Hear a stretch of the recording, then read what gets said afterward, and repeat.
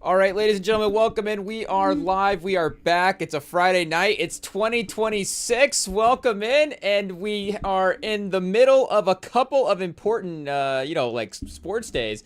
We have some NFL playoffs, kind of some early playoff games in Saturday, week 18, starting tomorrow, and of course, the last couple of days we've had some college football playoff games in the mix as well too. So we definitely got to start reacting there. I think that's the appropriate place to start. There's been some exciting moments that have I guess got us excited about the college football playoffs here over the last couple of games, but we actually have to start with a little post-game reaction to the list that we did in the last live stream. We capped off 2025 with a the 25 for 25 movie list, our kind of personal favorite best, just our kind of old sort of 25 movies of the 21st century type list. And again, it's kind of a vague, like, I don't even really know what the criteria is for the ranking outside of the fact that it was just, do I watch it a lot? And,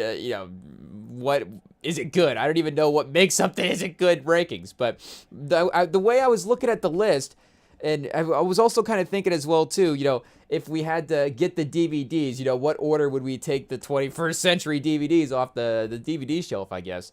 But as I was looking at the order, it did all basically make sense. The 25 movies that, again, sort of personally for me, because, a movie, there are tons of movies that could be better than any of the 25 movies that we picked, but maybe they don't necessarily make our rotation consistently enough. So we wanted the list to be representative of our rotation.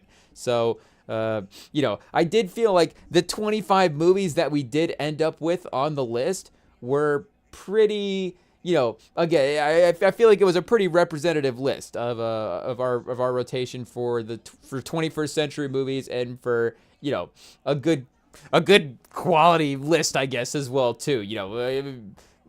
Did we leave like Bait off the list? Or there's some personal classic, Deliver Us from Eva didn't make the cut. I don't know if we had Deliver Us from Eva on the honorable mentions list or not as well too. But we tried to stick to a certain level of the Rotten Tomatoes score. I don't know, even though maybe we have to go back. Maybe I'm having regrets now. Deliver Us from Eva might be, maybe we had to make it a top 30. I'm not sure. But there, again, the 25 that we ended up having, I think we're good. Even with the change, we did make a couple of changes live. So, I think we worked it all out. But thinking about it, the two, I think, moves I would make with the order, and they are slight adjustments as well too. I think I would end up flipping Girls Trip and Everything Everywhere All at Once.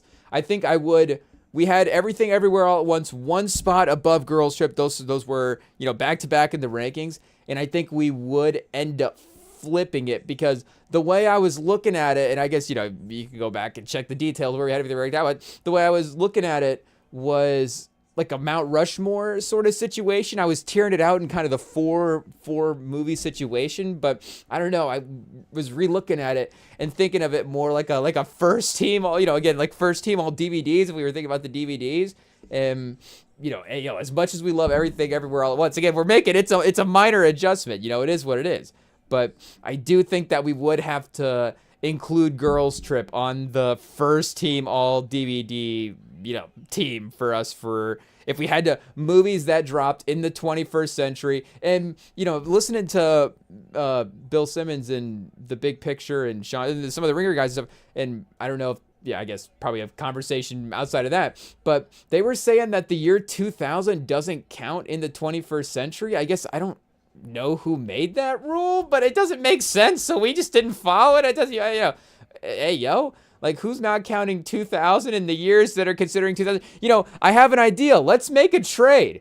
Let's trade, because if they're not including 2000 in the 21st century, then that means they're probably not including 1900 in the 20th century. So does that mean the 20th century, goes 1901 to 2000 then, and then, the 19th century, 1801 to, to 1900, I guess, it starts to be years you don't necessarily, I guess, want to list off. Hey, But regardless, if how we're tracking what centuries get, where they get sectioned off at, I think we could definitely, we can make a trade. We'll trade if they're considering 1900. We'll trade 19. I guess we don't have the. Do they have the rights to trade 1900? I guess maybe we need to reconsider what centuries have what years. But we'll just like we're saying, we'll just recount it. So let's just get 2000. And then the 20th century, it's 1900 to 1999. 21st century is 2000 to present. 19th century is 1800 to 1899. I don't think it's that difficult for everybody to just get on this. If we have to reteach it in schools or whatever, hey, I guess, REMINGTOM, we're not trying to rewrite the education system, I guess, hey, but we are saying maybe that the centuries could be defined by that. I think it makes sense. I think most of us are probably already thinking about it anyway, so again, I don't even really know. I think teaching us that 2000 is not in the 21st century is actually reteaching us anyways, but either way, I guess we'd have to go back and check. I think 2000, hot take, probably a pretty good movie year. So I don't remember, exactly what movies from 2000 made the 25, because, a ton of honorable mentions as well, too. But that was the main one that, if we were, because I was thinking about Mount Rushmore's, again, the 4-4, like, I had the top 4 I was very happy with, and then the next 4, very happy with that as well, too. So, it's not even that we were, I guess necessarily wrong with the way we were ranking it before. It's just a different way of, viewing the top tier, a 5 movie tier instead of a 4 movie tier. So again, if it was first team all DVD, girl strip would have to be included on there. It is what it is, but everything everywhere all at once. The second team, it's perfect. It's lock it in on that spot. If our 5 through 10 ended up being our second team, then that's great. So very happy with that. And I do think Dune 2 was probably a couple spots too high. Like, I was looking at Dune 2 over The Town and over The Departed, and I was like, I'm probably not at this point going to actually myself choose Dune 2 over those 2 movies, even though I could recognize the quality of course, Dune 2. Maybe The Departed, you could say, I don't know. Dune 2 might go down as a movie of the decade, like we were, or movie of the decade, maybe, movie of the century, I guess. Maybe a little. It has some movies to climb. Sicario, wasn't even in our first team. So, Everything Everywhere All at Once and Sicario on second. Like, second team is, that's a stacked, list of DVDs there for the 5 for the 21st century. But I guess, do we even remember what the rest of our top 10 was? We don't even remember our own ranking at this point. It is what it is. But I think I would move Dune 2 down, definitely below. And I think I had Fallout. I think the order in the 20s was Fallout, The Town, The Departed, and Dune 2. So again, that's going Dune 2, and we were ranking, in ascending order there. So Dune 2 being the highest ranking.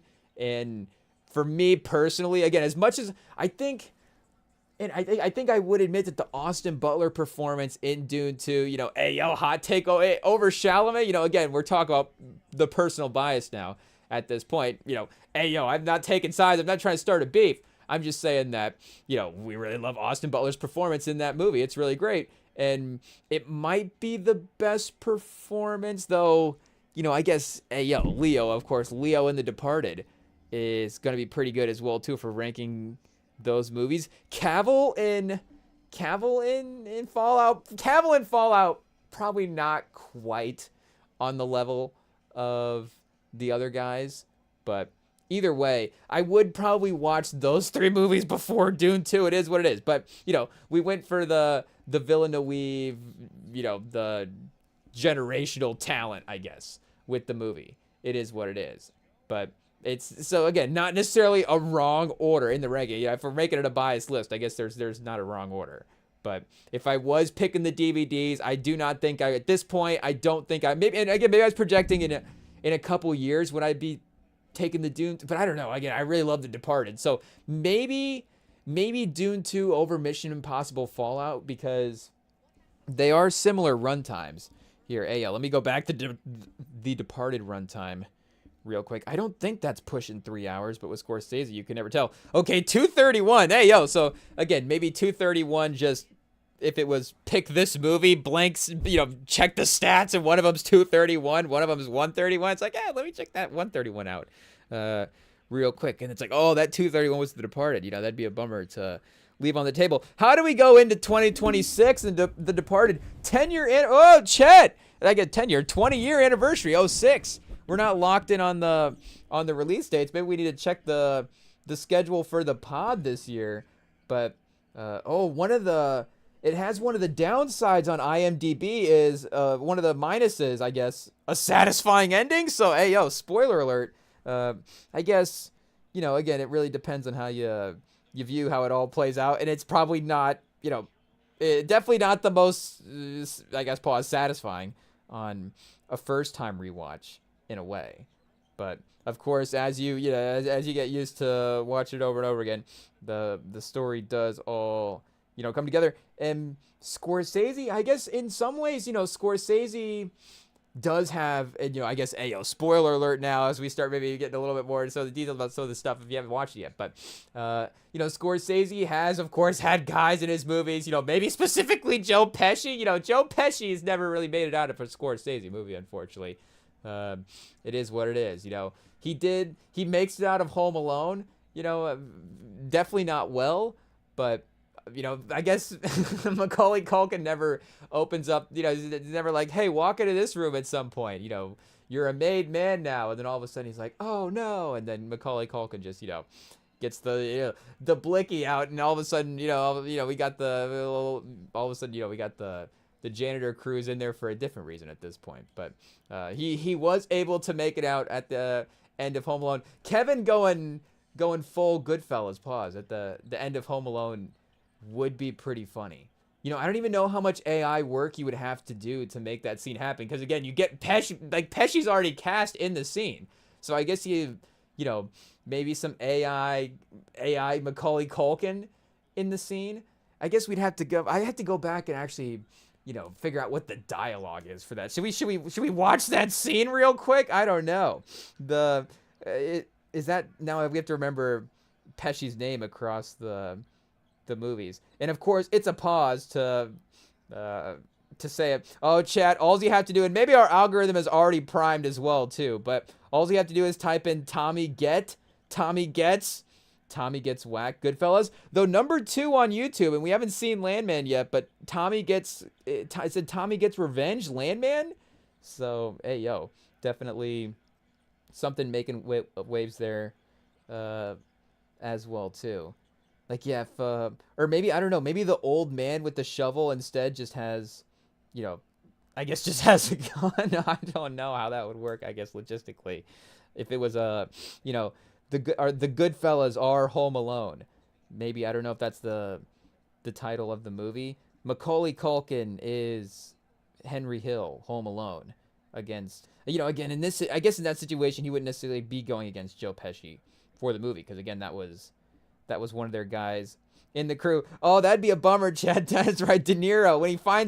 If he finds out Pesci gets whacked at the end of Home Alone. Oh, there we go. They got him. I guess we weren't even listening to the dialogue as well, too. We were just watching it. It is what it is. Shout out Scorsese for being a great filmmaker. I guess you can just watch it from time to time as well, too.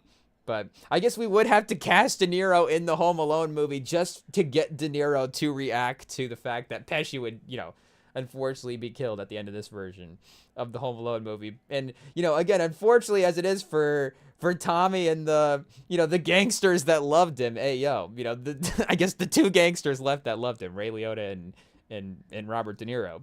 It is unfortunately maybe a top three funny scene. It honestly maybe number 2. The dinner scene, it's funny, but it's got that charm funniness to it. Where, he's like, yeah, the one dog goes that way, the other one goes that way, the hoof. Yeah, the hoof line gets you every time. It is what it is. The paw and the hoof. I don't even know what it is about it. It's just, it's just iconic.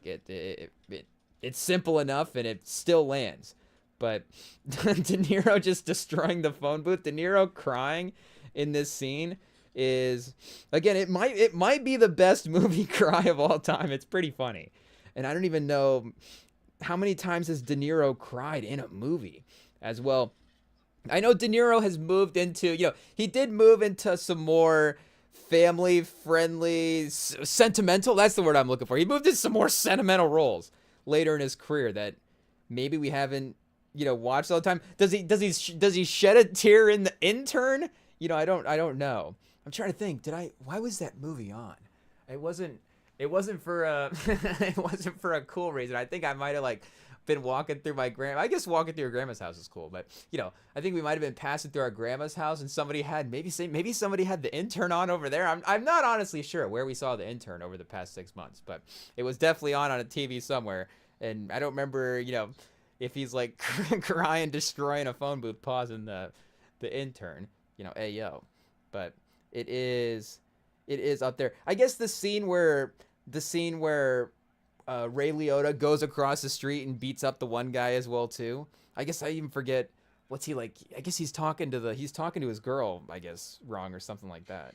But when he goes across the street and just beats him up is pretty funny as well. So I guess funny in the context of a Goodfellas movie. It is what it is. In a Scorsese movie, Scorsese is one of the best filmmakers. You wouldn't, I guess, necessarily think of him as like a an action comedy filmmaker per se, because his movies are so much more than that, but he is one of the best at obviously implementing both of those things together.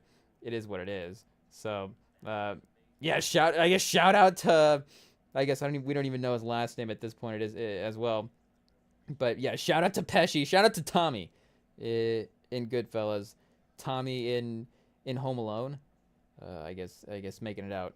But so The Departed, The Goodfellas, Departed, it's all the same, I guess. But Dune 2, we would not have, if we were making a biased list, we would not have it over those movies. But The Departed and The Town, for sure, we would have to take those over Dune 2. It is what it is. And like I say, maybe Fallout at this point, I could see myself Dune 2 over Fallout. The newness of that, it's fine. I have seen Fallout quite a few times, and I guess I'm not done with it. Ayo, pause. It is what it is. But again, shout out Villeneuve, Dune 2. It is a legendary movie. But the post game for our list, those are the adjustments that we would make. Again, I think everything, and we did talk about as well too. Maybe there were some honorable mentions, some either ors for some spots where there's almost not a completely different version of the list. But there's a couple of different changes we could make, a couple that we did make. And the one debate that we had at that 25 spot, we were thinking either Barbie or Mean Girls. I still have been thinking about that one as well too. That is a tough one, but I do think that I did see, we were queuing up some college football on Sling TV, and of course, TNT, they've got an option to watch Barbie on demand, and I was seeing it. And I was like, I could just watch this. I would watch this right now and have a great time. I think to say I would watch it over Mean Girls, again, who am I? Who am I to say that? Who am I to say that I would choose Barbie over Mean Girls? I guess it just depends on the day. But I guess on the day that we made the list, it was that. So today as well too, we're still kind of thinking along the same lines. But and outside of the adjustments that we made, I think those would be the ones post game that we would walk away and go, okay, Maybe if we make it, maybe a top 26. Okay, we're in 2026. Do we just add Mean Girls as an honorable mention? Because I think if we could have Mean, and once we start adding one movie to the collection, it's like, well, then if I could get a 27th movie, then I'd be great. But if we could add Mean Girls into that top 25 and have the 25 plus Mean Girls 26, or 25 with Mean Girls in it plus Bar, however you want to say it, it's close for some of those. 25 plus Fallout. I think we could. Fallout's moving down the list, chat. It is what it is. I don't know. It's definitely the best again for this century. If we had to pick a Mission Impossible movie, if we could somehow get if we had a 90s stack in this collection and we could get the OG Mission Impossible in there to make up for it, that would be a great way to, include everything into a list as well. But I think, that would be for now. If we're not thinking of anything else, because the only, I guess, for favorite movies, then we would have to start getting into 20th century. I guess, like we said, we had a whole honorable mentions list of movies that we love and great, I guess, prestigious movies as well too. Maybe not all of them, making the rotation 100% of the time. But, for, again, the heavy hitter movies that we're always watching, the 25, and, again, maybe even a little bit more strict than that. Maybe even like the 10, 15, some of them extra, versions where it's like a couple of sequels of that, some of the extra franchise stuff of this. And, that's making it up. And then whatever, 90s, 80s, 20th century movies that were in the mix. I guess speaking of the 19th century, probably not a lot of 19th century movies that were around. We'll have to dig up that streaming service. Where's the, I don't know, what would even have been the time, the Wild West? What's the Tombstone? Chad, what would have been like the streaming service back in the day for Tombstone? I don't know. Speaking of Tombstone, maybe is that that might have an anniversary this year. What year was that released? That might have been like a 93 or something like that. But here, let's see what year we've got for Tombstone. We might have to be putting it on the schedule. 1879, I think that might be the year that it said. Oh yeah, 93. Was that what we guessed there? 93? So not quite. We got to stay patient. We're almost there, Chad. A couple of years to go, and we'll get to the Tombstone anniversary. At some point, we'll just, I guess, break away from the anniversary cycle. I don't know. There's always some movies that, we just have to be patient, I guess, to get to on the calendar. It is what it is. Because, we start going through the schedule for 2026, and you're like, yeah, these movies are great as well too, all these anniversary movies. So we're gonna be locked in. Lock in. It's gonna be fun. We've got, of course, anniversary movies, anniversary albums, all that great stuff to celebrate. And like we were saying on the last live stream, we did rank out a bunch of those movies, and we are going to talk about some of the music stuff today as well too. Make no mistake. But like we said, we do have some sports on in the background, some sports to mention over the last couple of days as well too. And I kind of just want to queue up highlights of some of the quarterback performances that we have had, because we did have a couple of, it felt like, of course, star-making performances over this playoff series. And I was thinking as well too, I mean, we did end up getting a sort of classic game in Georgia versus Ole Miss. But it's like, how many of these actually early playoff games have been good? And I don't even know if that, is that just a bad luck 2-year situation thing with the 12-team playoff, or is that something with the competitiveness, or is there something to these rival teams are the ones that are actually able to, hang with each other and be the most competitive games? I don't know there. But, of course, Mendoza was the guy that was able to take the Heisman for Indiana, but it hasn't felt like he's necessarily, captured per se. I'm not trying to be disrespectful of his season as well too. Again, he has been arguably the best quarterback in the nation this year, but he hasn't necessarily, I would say, and again, maybe I'm being personal, I'm being a little projecting as well too, with the way, we maybe kind of are aligning with some of the NFL draft stuff as well. But like I'm saying, I don't know if he's necessarily, taking college football is mine right now in a way. Like, and I'm not trying to say, hey, he's not definitely the best, because, there are always going to be other great players at other roster spots where you could argue who is the best quote unquote football player in college football.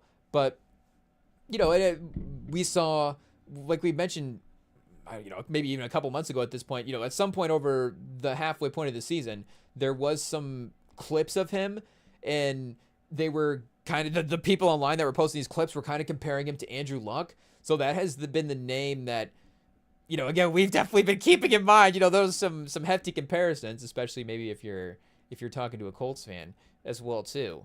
So, again, I don't know what's necessarily fair or not, but he hasn't necessarily, I guess, risen, and that's, in terms of quarterback prospects, like the last level of quarterback prospects, he hasn't quite necessarily gotten there.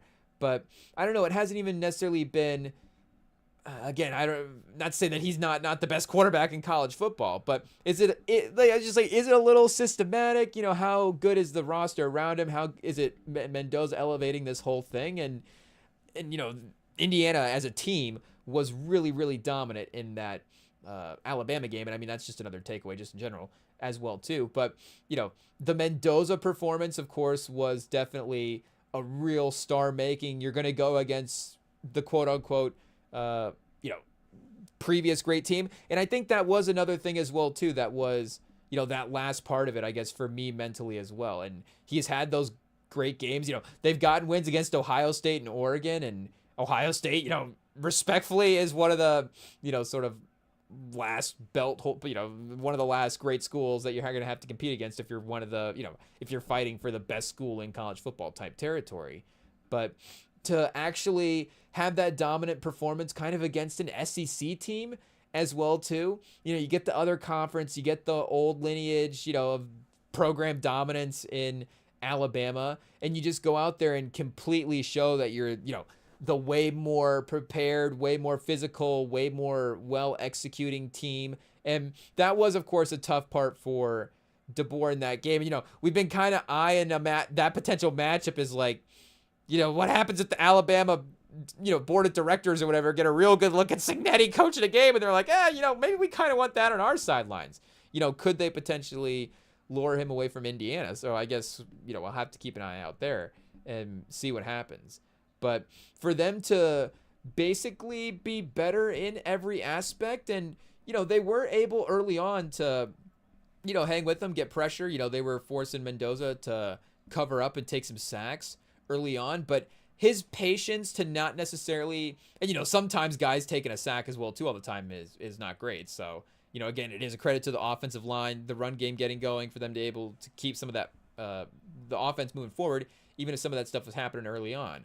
But his patience to be able to battle through that, and you end up looking at his stats throughout the course of the game, and ultimately versus the blitz, he was like perfect at one point, and it really did seem like, okay, maybe, and again, not to totally discredit, maybe there's still a couple levels. I guess there's still a playoff run, a game or two that he's got to continue to, elevate his status, in our own minds as well too, like he needs to do that. But, I guess if we're just talking about our fandom and how we're, perceiving some of these athletes and stuff, and maybe, some of the NFL stuff and just the overall, where we're ranking these guys, like there is a couple of fear factor ranking levels that I guess he could climb up, but there was like a real clutchness and command and presence that, and again, he's had it all year as well too. So I guess, it's just that as he continues to do it, it just becomes undeniable. Again, like we're just admitting it to ourselves. But that was, I guess, for us taking down Alabama. Like we didn't even know that Alabama was still that last challenging team in that way. But there was still a little bit of that, like you have to kind of, and, Georgia, I guess if they had played Georgia or something, maybe again, it was just they needed to play, I don't know, one SEC team or something at this point. But, one of those like real top level teams. And, not even to say that Cignetti has taken, even like a number one coaching spot from Kirby Smart as well too. Because again, Kirby Smart's won a couple of national titles. Cignetti actually hasn't technically even won a national title yet. So I guess we're not discrediting there, but we got to give credit where credit is due. But it was definitely one of those, like, we're saying, okay, we've got to, of course, finally start to admit to ourselves that, Mendoza might actually be like a legitimately good quarterback at this point, and a guy that is able to play at the next level. And, maybe there was some press conference moments that were kind of making us go, I don't know. But it's undeniable that the team does rally around him as a leader and as, just they believe in him as their quarterback as well too. And that part is, you're going to imagine good, that part's probably going to be translatable as well too. You imagine he's going to be able to win over a locker room in a way like that, even if he goes into the NFL. So, again, if it's him going to the Jets, maybe it's just also the NFL franchise of it as well too. If the Browns are like, well, I guess Mendoza's our guy, I don't even know if, again, with all due respect to Mendoza, and, I don't want to get ahead of ourselves as well too. We still got, like we're saying, a couple of playoff games and a whole draft cycle and a lot of YouTube clips to dig through to really make a decision. But is he totally, in our mind, like you've got to actually commit to taking him and giving up on Shedeur Sanders as the franchise quarterback? But, the potential of building out, could you get Ruben Bain and continue to add to the defensive line? Could you get Josh Downs, AO? Could you get Caleb Downs and continue to just add the defense in general? And now you've got a couple of stud players over a couple of different levels. And then, you can just continue to, like we're saying, build out the roster, and maybe Shedeur is able to handle that as like a starting level quarterback. And then, if you have to continue to make moves as a franchise, or maybe the gamble is worth it as well too. Like, and again, AO, now we're just speaking of bias, we just want Shedeur to have a starting quarterback job, so we don't want to, as much as we love Mendoza, I think we can find him one without having to take Shedeur's. But, or even, Shuck in New Orleans as well too. And again, shout out to him. He's been playing very, very convincingly well in these last couple of games. So I don't know if, again, his performance has maybe led to the fact that you don't need to take a guy as well. But it is, and, Jackson Dart, like we're saying, there is a level. There is a little bit of a level. There is some good names where it's like, okay, could the Giants, like, I guess we could look at some mocks. I feel like people are just, again, the Giants just need a quarterback. It's like, okay, well, were we not like kind of liking Jackson Dart like this? Do we want to see like 10 more games of Jackson Dart? Like, I get that. Again, if Mendoza is going to be that guy, if we really get through the clips and get there. So, I don't know if this is the most convincing, like, okay, I'm sold on Mendoza, but I wouldn't draft him instead of, Jackson Dart's our quarterback. We still wouldn't take Mendoza. But I guess that's why we're here for the journey. Like, we're working our way there. We're getting closer to that point than we were. And I guess there's not necessarily a quarterback in this draft that we would take over Mendoza as well too. Like Dante Moore, was fine in the Oregon game. I think Oregon as a team as well too, of course, was really dominant, and his ability to just command everything. And he is not as experienced as Mendoza, so you're thinking you've got maybe a little bit more of a, I guess, quote unquote upside stuff, whatever, with him as a prospect as well. But like we're saying with this, and again, he had a really good performance. He still obviously Oregon has the opportunity to have those star-making performances and star-making games as they're one of the Final Four teams. But at this point, going into the quarterfinals, it's undeniable that Trinidad Chambliss is a star now. And that's when I'm saying I want to pull up the highlights. Like, maybe this is why, this is kind of proof as well too that he is the number one sort of star right now. That this is the 1 week star, the 1 game star in college football. And again, it was a really incredible game. But those are the first and like highlights, the first performance that I want to go back and see from the playoffs. So, last year, I think that guy, and we can go back and check the quarterback stuff, but if you think about the playoff run from last year, the first name that I think about, and again, maybe the playoff run didn't work out favorably for the Michigan fans who were enjoying that upset win against Ohio State, but I think for not just Michigan fans, I think a lot of people go back and remember Cam Scadaboo as a guy that was a veteran performer who elevated and helped carry his team a little bit for, a little bit of an underdog run there in the college football playoffs. And, Georgia was awesome in that game. And I don't know if we have to steal a bar from Russillo, but, speaking of being impressed with quarterbacks, we might have actually, did we come away more impressed with Gunnar Stockton? I don't know. He was battling and leading this offense a little bit and putting up 30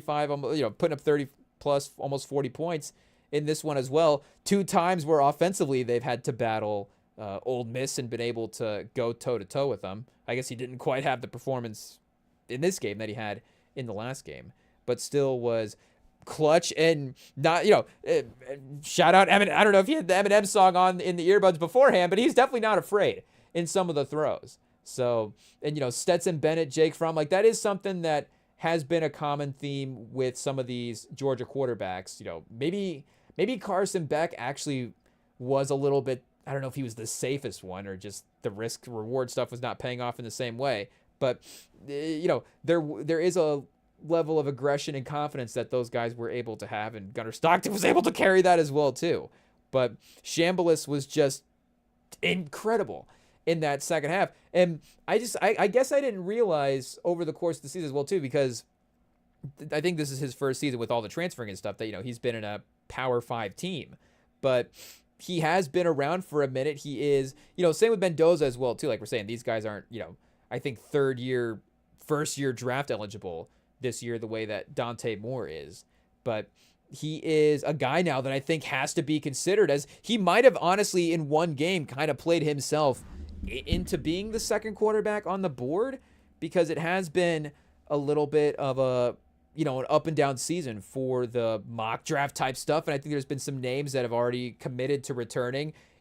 Maybe after a bowl game and after the way the season that ended, maybe Arch Manning does go in the top 15, like kind of convincingly now at this point. I don't know if he reconsiders the draft, but I almost wonder if Chambliss is going to be a first round guy now as well too. So here, let's look at the big board. I don't know. Is Tankathon updating quick enough? Tankathon, maybe we need to DM him and be like, hey, what's going on with the Chambliss ranking here? I can't imagine that he's not in a top, 150, top 200 situation. But here, let's get a quarterback filter and see. Or they just don't have his name ready to go as like a locked going into the draft guy. But again, just looking at the names that we got here listed on Tankathon at this point, I don't know, when's it say? Oh, player ranking last updated 4 days ago. Okay, so the holidays, he'll be back. Shout out. He'll be back. He'll get the playoff games into the mix. So he hasn't had a chance to update after, post Chambliss. But Mendoza 1, Dante Moore 2, 4 and 8 overall. Ty Simpson 21 overall. Grant Nussmeier 68 overall. I don't know. Is Grant Nussmeier going back? I mean, pause. I think he might be. Well, he might. I don't know what his eligibility is as well, too. Mateer at 104 overall. Beck at 121 overall. He's got a chance to jump up into the top 50, I think, if he wins a national title. Drew Aller at 138 and Klubnik at 153. So, again, not to go from Chambliss is going to go from, is he going to be the number 1 overall pick to the 10, is he going to be the 101 or the 101, if you know what I mean? Like, do we put him at the 8th best quarterback on the board? But he's definitely on our list at this point over Aller and Klubnik. You gotta. I think that was a more electric performance than anything that Carson Beck has had. Again, with all due respect to Carson Beck, and he still has those opportunities. I guess so does Chambliss. Mateer had some good moments. How do we factor in the injury? Speaking of being risk averse, like he's definitely not. So he's the lead the league in interceptions here on this draft board. He's got 11, and Carson Beck's got 10. But Carson Beck's got 27 touchdowns, and Mateer's only got 14. And, I feel like I would honestly at this point take Carson Beck over Nussmeier as well, too. Though, again, maybe Nussmeier a little bit more of a project. Get him in a better team, a better system. Maybe it works out, a little bit more successfully. But I think right now he's got to be 3rd or 4th. It would be him or Beck, and then if you still are kind of liking Simpson as well, too. Again, Simpson's kind of on that, I think, more traditional timeline, I would assume. I don't think he's transferred around, but, I don't, or, like redshirted too much. But I think I would take Chambliss over Simpson as well at this point. So again, Moore continues to have the opportunity, and obviously Mendoza, like we're saying, just won the Heisman. But I think that, and, for as good as Mendoza was as well too, like I think Chambliss was just, as electric of a performance as we've seen from anybody in college football this year in that second half, and maybe one of the best halves of college football playoff quarterbacking that we've seen in general. Maybe even going back to the 4-team playoff, we'd have to go back and double check, like the best quarterback games that we've had. I mean, and again, we hate to say it, but in terms of individual player performances, the first name that I think of in terms of college football playoffs, again, 12-team, 4-team, is Ezekiel Elliott. It is what it is. I hate to say it. You hate to give Ohio State the credit for winning the national titles. And, that team, obviously, that just won it last year was stacked and has got legendary guys on it as well. And, great running backs that were able to help power that team. But the Zeke Elliott run was pretty amazing with what he was able to accomplish there. Yeah, see Gunnar Stockton rolling out to his right, flinging it sidearm. You got the receiver breaking it sideline. 2 defenders right there, but he doesn't care, and he puts it. Pause. It's in a good location for the receiver to make a play. And again, the second defender is pause coming down on the play, so he can still make that pass. And if he again gets it in the right area, pause, it will not necessarily be a turnover, I guess. The art of throwing a good pass. But like we're saying, again, Gunnar Stockton was a baller in this game for plays when he needed to be as well too. You see him using his legs early on, got that initial touchdown to make it, after Ole Miss with 6 on the board early, give him the lead there. So, again, this was one of the great games that we've had this year. I guess we'd have to remember, and if it's the first game that stands out, again, probably because of the playoff ranking stuff. I mean, the Indiana-Oregon game, I think it was a close game if I remember correctly, and it was a pretty good game as well too.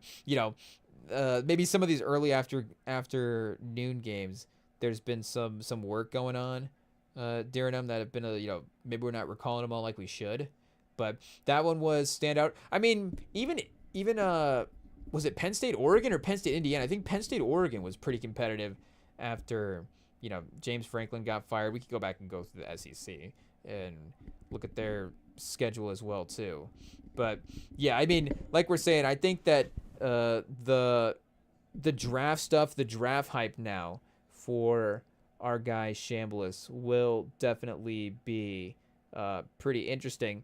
And I know we're going to see the highlight reel here, so we're not necessarily going to get to go back and relook at all of the, maybe the poorer throws that he had in the first half. Remember maybe what those could be. But again, he was literally perfect in the second half at one point. I just remember, being like, hey, this Ole Miss offense is cooking. Maybe you're not even realizing, what the stats are at some point. Then they show us stats and they're like, wait a second, is he actually like 12 for 12? Like, we'll see if they show that graphic again at some point. I imagine they would have to.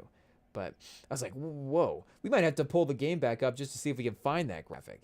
12 for 12, and he, was it like pushing 150 yards maybe? A couple of touchdowns in there. It's like, this is, again, etching his name in college football history type stuff. And I don't want to underrate, Ole Miss as a team as well too. I guess if we're thinking quarterback performances during the college football playoffs, we should probably go back and look at Joe Burrow's stats in 2019 in those couple of games and figure out what those offenses did.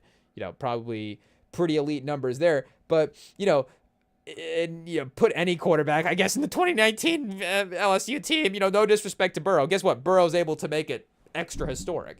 But I'm sure that, speaking of Gunnar Stockton, could Gunnar Stockton win the national title with the 2019 LSU offense? And that defense was also pretty stacked as well, too. So, again, just overall, obviously a great team. I think that would Gunnar Stockton have only had won games like, 35-7 instead of 60-7? What would have been the scoring difference? Again, Burrow's able to take it to that extra level where it's like, it's literally just unfair. But again, the expectation for that offense was this historic offense. It was like, okay, is it going to roll? Can it roll? It's like, oh yeah, it's rolling.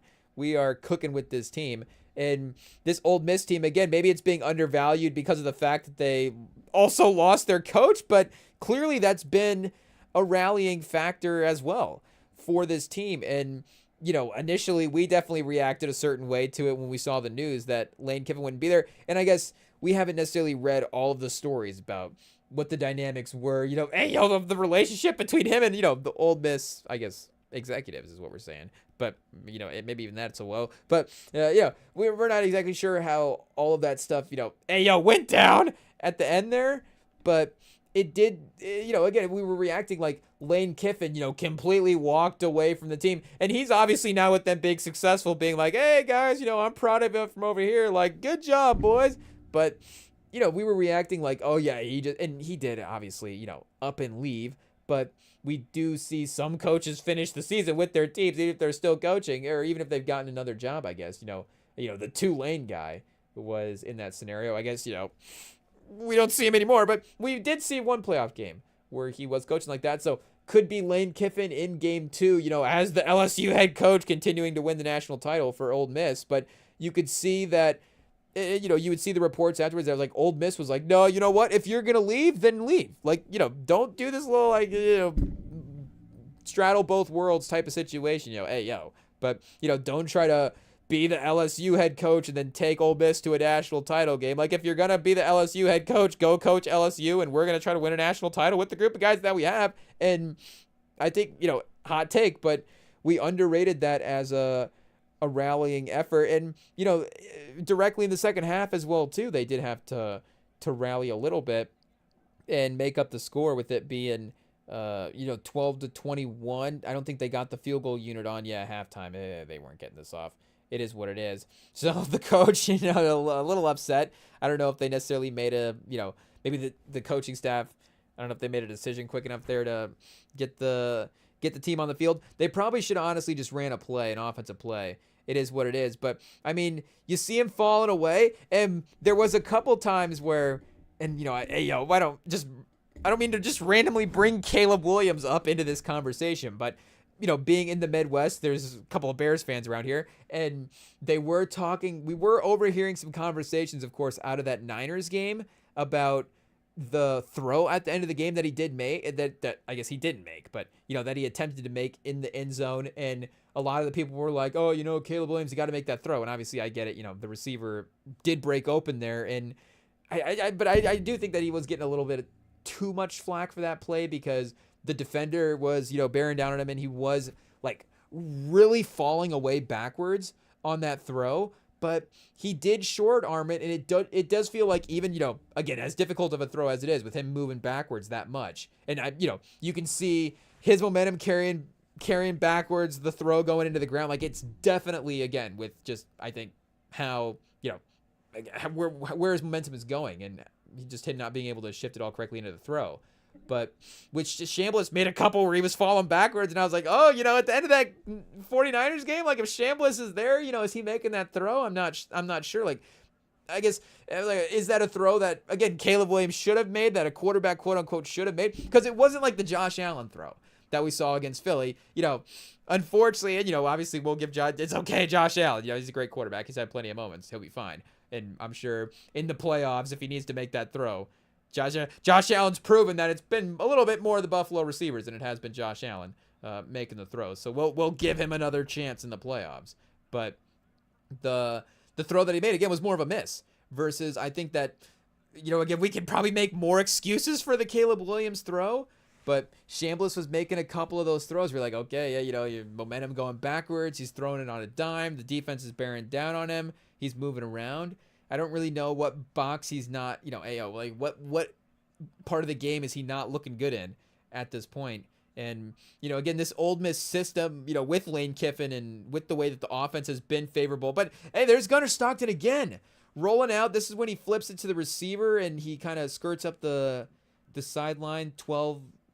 13 minutes left in the third quarter and moves them inside the 30 for Ole Miss. But again, that's become a really favorable go-to quarterback stat situation. Even before Chambliss, there were other quarterbacks putting up good stats. Like, I just saw a little report that said that I guess at this point, their backup, is it Simmons or Simons? Austin Simmons or Austin? I think it's Austin Simmons. I did see a report that he is entering the transfer portal, and he could be a really, really interesting, quarterback prospect for any school. Again, him under Kiffin was still able to be pretty productive. I mean, we got to go back and rewatch the Chambliss play again. We got the highlights running in the background for us here, and this is probably up there with the highlight of the day as well too. The escapability on full display, eyes downfield. The basically the most dramatic version of a back pedal on a sack that you can have. The line of scrimmage is at what, the 20? It's at the 28-yard line, their own 28. So, again, a good distance for the field to go, but he's not backed up against his own end zone. Make no mistake, you wouldn't necessarily look at this and go, oh, you gotta, let's run a draw play to give the punter some room. But in the shotgun from the 28, 3rd and 7, takes the snap. What do we got? A 4-man rush. Oh, a 5-man rush because we get a little corner blitz, and 33 is able, I guess, we don't know everybody on the Georgia roster. It is what it is. 33 stunts around and is able to get into the quarterback. He's able to get to the quarterback, and the corner blitz, 61, just doesn't even turn to see the corner. And there's no running back in the backfield at this point, so there's literally nobody to stop him. So you've got two defenders in the backfield. The guard's falling down. Yeah, the running back is, I guess, you've got 3 guys blocking 2 guys, which is not necessarily bad. But, you've got one guy trying to block 2 guys, which is not good. So Chambliss is running around, and then a 3rd guy breaks away from the right side of the offensive line and is now chasing him as well. So he's got 3 defenders chasing him. He has rolled out to his right, but he's going backwards. So now he has to spin back around to his left, and on the spin, he's now back to his own 9. He's going to be back to his own 8. So make it his own 5. He's going to be minus 23, 24, 25 yards here. He keeps going. He's back by his own end zone. So he's at the goal line. The line of scrimmage is at the 28. He's 30 yards behind the line of scrimmage. At this point, he's still running. He's able to make it to about the 10. So he's, again, 18 yards behind the line of scrimmage. Floats it to nearly a first down on 3rd and 7. So, maybe needed a couple more yards, but regardless, crazy pass with how far we're behind the line of scrimmage. At this point, the Georgia defender makes a great attempt to make the tackle here, but does not follow through. He gets good contact initially and then just kind of gives up on the hit. Here, let's go back and watch the breakaway in full speed. Because, again, Chambliss, again, the escapability, great throw to even find a guy down the field. And he's rolling back out to his left. So, now the throw is, he's running the throws across his body a little bit at this point, a little bit more awkward. Even more awkward. But, yeah, that Georgia defender, boom, he made it. Yeah, he made a hit. And he flies in there. He's a good 10 yards in front of the receiver when the camera cuts over after the pass is released. So he throws the pass. Yeah, the receiver gets in the frame. And yeah, we've got 5-7 yards that he has to close here. We've got 2 to 3 to the first down, and then 3 to 4. 2 to 3 to the first down for the receiver, and then 3 to 4 for the defender. And, at this point, he's even a little bit closer as well, too. Obviously, he started running earlier. But, yeah, again, closes distance great, makes good contact, good clean form as well, too. If he just wraps up and drives him into the ground, it's like, again, it's a play of the year all the way around. You've got Chambliss making an escape. You've got just this awesome tackle. You're like, okay, I guess SEC football really is the best. It is what it is. And, a fun escape is not bad as well, too. But, yeah, he just flies in and just puts the shoulder on him. Pause. So, again, good middle chest contact. Hey, yo.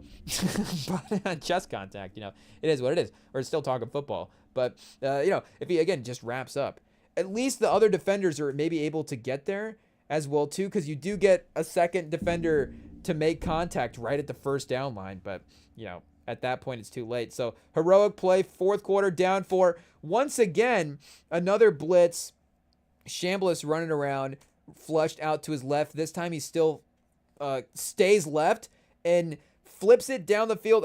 Let's get a yardage measuring here. We've got line of scrimmage at the 35. So, again, a lot of yards, I guess, some air yards on that last pass, but they didn't, line of scrimmage only moved 7 or 8 yards from the the 28 that it was at. So, yeah, we're at the 35 now, 1st and 10, and because of the pressure and him rolling out back to the 20, he releases the pass at the 26. So the receiver is on the opposite. He's going to make the catch on the opposite 30-yard line.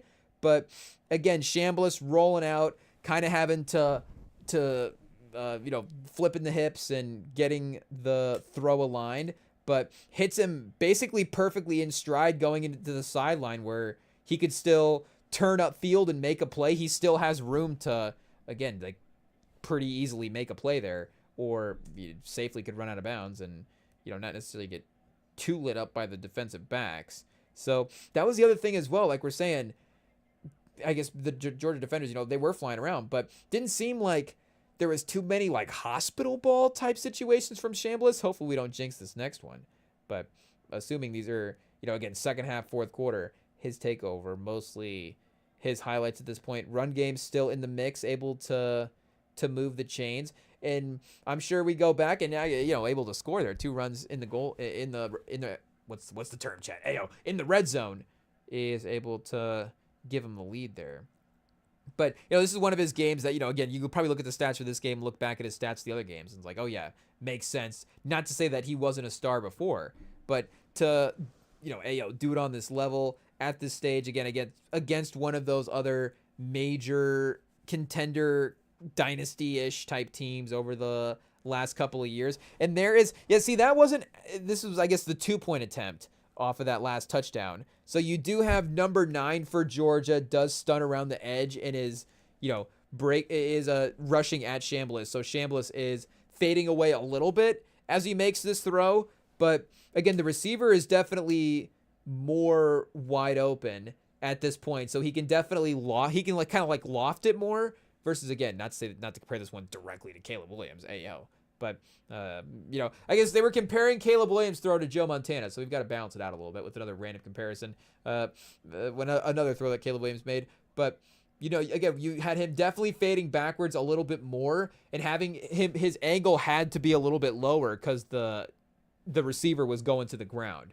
So, again, you're not having Chambliss necessarily having to fade backwards. Like, it is almost, sometimes I feel like that can almost, almost like a jump shot type throw as well. Testing 1 2 3. Are we back? Okay, there we are. We're back. It's almost more of a sway than it is like, again, him going backwards, but still able to, again, with the way the momentum is moving, kind of loft that out there and make that throw. 3-point lead. And again, not to say that we weren't convinced that Ole Miss wasn't a better team, or that you didn't believe in Chambliss to continue to make plays at this point, but there was that, is Gunnar Stockton, is this the moment where, we see the difference, whatever. And Ole Miss was able to get pressure here and get a fumble, but it was a little bit more, the Ole Miss defensive line, I think. I guess, could Gunnar Stockton have run away from him there? I guess that's a potential. But, you've just got an incredible pass rush off the blind side, so not a lot of time to react, and, making a aggressive tackle, just great tackle. It is what it is. Like, I don't know if we can necessarily put that all on Gunnar Stockton outside of, maybe a little more ball security, but the back shoulder now to the, I guess we don't necessarily know all the Ole Miss receivers, but the Georgia defender is there, and, not bad contest, ends up getting a little bit behind the receiver and not fully, locating the football as well too. But basically picture perfect throw from Chambliss to get that to go. And at that point, it was a 10-point lead. But again, Gunnar Stockton was able to go down and get the pass interference. The run game was able to keep the chains moving for a first down here. So with 8 minutes left, and maybe that was the one point in the game where it was like, okay, speaking of making plays, again, if we were holding Chambliss to a perfect standard, then, maybe that was the one moment that we could go back and double check here in the highlights, because there was that third down that 3-and-out series where they did end up giving the ball back to Georgia. And it's like, okay, and yeah, back shoulder throw puts it right to where the receiver is able to make the play. And this is where they cut it to 3. So Gunnar Stockton, with 2 aggressive throws down the right sideline, is able to keep the drive and the hopes alive here for the Georgia fans, of course. But, for him to go out and just have a closeout type of drive would have been, that just ultimate, last sort of thing that happens. And I guess, did they get away with the face mask? Georgia did get away with the face mask on second down. So, I guess if they didn't get the face mask, make no mistake. Well, I guess, he needed that to tackle him. He would have gotten away from him there a little bit. It is what it is. But he pulls the face mask, brings him toward him, and then usually you kind of just see, okay, I got the face mask, I'm just going to commit to the face mask. But he's able to let go and then able to wrap up and tackle after that. And then they bat down the pass. That was probably the first incompletion, if I remember correctly. So I don't think they showed the graphic again. But I do think it was right around after the time that they showed it that he did get the incompletion. So, and it was that batted pass at the, line of scrimmage more so than once the pass arrives, maybe not necessarily being the most accurate pass. So that'll be something that'll be interesting to go back and look over the course of just like watching all of his throws again over this year to kind of see just the consistent ball placement pause throughout the course of the season. I wouldn't be surprised if that was, potentially high level as well too. Open man on 4th and 9, just an incredibly clutch throw as the Georgia offense needs to continue to move into field goal range. Great screen call as well too on second down, able to at least push him into field goal territory, and then 3rd and 9 gives you a little leeway. Gunnar Stockton once again fires down the sideline. Yeah, I was gonna say, could have been a flag. It was a flag. Shout out. So, yeah, they were going to get closer to scoring a touchdown. And now I'm remembering even, too, how this game ended out as well. I mean, it's good that the ending, 24 hours away, that the refs just completely botching the end of this game was forgotten a little bit. Oh, I guess speaking of missing a face mask, they did they call a face mask on Georgia? Or no, they didn't. They called it on Ole Miss. Did look like there was a little bit of an offensive pass interference there with the receiver for Georgia, maybe getting his hand inside the face mask for the defender. And then another penalty for Ole Miss on the next play, not helping as well. But yeah, that was basically, we don't want to be too harsh on the refs, but that was one of the more, I guess, do we sit here and say one of the worst? I don't know, but we'll definitely say one of the most annoying, to put it lightly, one of the most annoying ways a game has ended, just constantly being interrupted, constantly being restarted. I get following the procedures, and it was going to be one of those things where it's like, there's no way that we're actually going to get like a modern day band in the field moment. I mean, again, unfortunately for the San Antonio fans, we're not even going to really remember. If you don't know NBA history too well, sorry that we're not going to provide too many details. It is what it is. But there is a moment in Spurs history that is a little Stanford band on the field-ish. It's really close to, the game's almost over, but then it's not kind of situation. But this, again, like literally, like, having trophy, speaking of having the trophy out, again, we're not providing too many details about the NBA situation, but they literally had this, the stage was pushed onto the field. Like, everybody was out there celebrating. They already fire off the confetti, I think. Chambliss with the strike with less than a minute left to get Ole Miss in field goal range was, of course, the game-winning play. I mean, shout out again to the Ole Miss, to the Ole Miss receivers, for getting separation over the course of the game, but just dead on, leading him in stride, able to get those extra yardage for the field goal territory situation. And then, he almost threw that pick on the next play. Is that going to have us reconsider the entire draft strategy? The out route was, it was right off of the defender's hands. Like, that's an interception ball. It's an interception throw on 3rd down that could have sent him to overtime. And, Ole Miss clutch makes the field goal, 47 yards, definitely not, an easy situation in maybe a college game. Oh, you got a good rush off the right side from Georgia as well, too. And again, 6 seconds turned into 1 second, turned into one of the weirdest endings. Let's see how much of the ending they'll have here on the highlights. Okay, the highlight video for this on ESPN is 23 minutes, and there's 6 seconds, or 28 minutes, and we're at 6 seconds left at the 23-minute mark. So do we have 5 minutes of highlights of the refs at the end of this game? Maybe this is mismanagement of the highlight video as well, too. Okay, a couple of replays of the game-winning field goal here. We see the start of the celebration from the Ole Miss sideline. Definitely got to include all that. But yeah, the onside kick, the kickoff goes to so they did return it, which is why, they were operating with 1 second left. So yeah, they tried to lateral it, and then he just threw it straight out of bounds. So he literally threw it. They got the safety.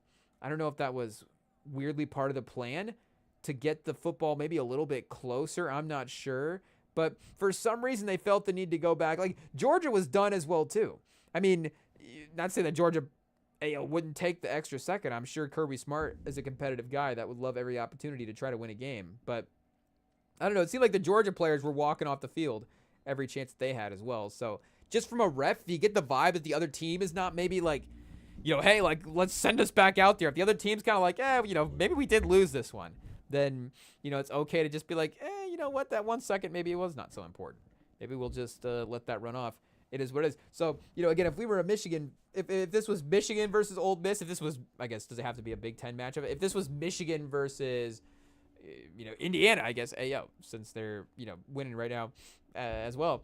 And, if we had a potential, and the fact that they even got the onside recovery as well, too, was kind of insane. I don't really know what Ole Miss was doing there. They poured Gatorade on the coach twice, and didn't recover an onside kick. They're, again, thinking that they just need to go out there and just run one more play to win the game. But yeah, the double restart at the end was pretty insane. So I don't know if there has been like a official statement released, like we apologize to fans for just being confusing and annoying at the end of this game. You literally have now ice and Gatorade on the field in one of the spots. So again, I don't know if you do have the opportunity to run a play, and they do end up running a play for quite a few seconds at the end. So I don't know if somebody somebody slips on the ice. Imagine we're playing. This was the Sugar Bowl, right? So what are we in? The Dallas Stadium? Here, I guess we gotta lock in on the details here. Oh yeah, there we go. Graphics says Allstate Sugar Bowl on the score graphic. So I imagine they're in Dallas. Imagine the Dallas Stadium. Somebody slipping on the ice on the field would not have been on the bingo card there for outcomes. Yeah, they're pushing the the celebration stuff off the field as well, stage, everything, all the equipment. I guess they didn't fire the confetti cannons. That would have been maybe the last move, because then that would have been really weird, them running a play with like confetti on the field. I don't know if that would ever happen before, if we've had like a, I'm trying to, definitely not like a Super Bowl situation that has happened. And then, yeah, you have all the laterals, and it's like, there's no way that this is actually going to work, but if it does work, this is the ultimate, is it rigged? I can't believe this happened. This should be like a 60s, but like this should be from a different era of football. Before, when we say before we had it figured out, that could mean a lot of things. But, before we had it seems like we had a lot of this stuff figured out, and just like chaotic highlight type stuff would happen. And you're just like, okay, there's obviously no way that would happen. Now, the closest that we have had this, like a random just lateral type play working, of course, maybe you do get it like once every 10 years, because you do have that. Was it like the Saints versus the Jags? The Saints hit that lateral to Deuce McAllister and then ended up missing the extra point, which is iconic. But the Dolphins versus the Patriots, when Kenyon Drake got the laterals and then outran Gronkowski as the safety. Belichick tried to outcoach everybody, put Gronkowski at safety because they thought they were running. That's what we should have known, Chad. Belichick thought they were going to throw a Hail Mary, so he put in Gronkowski, and they didn't. They ran laterals. They ran right by Gronkowski, and it lost them the game. It is what it is. But yeah, shout out. If you can't tell, we might be becoming Trinidad Shambliss fans for the draft. It is what it is. Let's take a quick look at his stats as well too, just to remember, or to look at the season that he had some of the games that maybe we weren't totally locked into. 8th in the Heisman voting this year. And yeah, as senior, he's listed here as a senior, but it's his first season listed on on Sports Reference. So, we'll have to go back and double check, I guess, the timeline that he was on here for transferring and stuff. But yeah, earlier the year against Georgia, 263 in a touchdown on 52% completion percentage. So, maybe not his most accurate game. Actually, literally his least accurate game. But at least he didn't throw any picks. I guess on the year, pretty crazy efficient. 21 touchdowns to 3 interceptions, 3,600 yards. So again, the perfect game to overreact to. Was it his highest yardage total as well? It was literally his best game of the year. I guess actually, if we go ratings wise, it actually kind of wasn't. Hey, again, I don't know, NFL quarterback, the rating, QBR quarterback rating are two different things. Quarterback rating itself might not be the most reliable. I don't know if, college rating is even more unreliable, but you've got, of course, some performances. The Citadel, 490-0. He has got a 202.6 rating. Mississippi State, 195, 186, 182, 172, 165, 150. And then this is actually 9 out of 13, actually 8 out of 12, because one of these games he's 4 for 6. I guess if he's 4 for 6 for 59 yards and a touchdown, credit to him. But that's his highest quarterback rating game against the season against Georgia State in a 63-7 win. But yeah, again, I guess, would it be completion percentage? Is that why? 65%? Is that a little lower? Yeah, I guess kind of. Because again, it's his highest yardage total, 2 touchdowns. I guess didn't have a ton of multi-touchdown games, 5 out of 12. multi-touchdown games, but yeah, only 0 multi-interceptions games this season. Sorry to the Ole Miss fans. Didn't mean to put that out there for going into this next game. But 1 pick against LSU, 1 pick against Florida, and 1 pick against South Carolina. In the South Carolina game, he was 57%, 159 and a touchdown. But otherwise against Florida, 301, 74% completion percentage.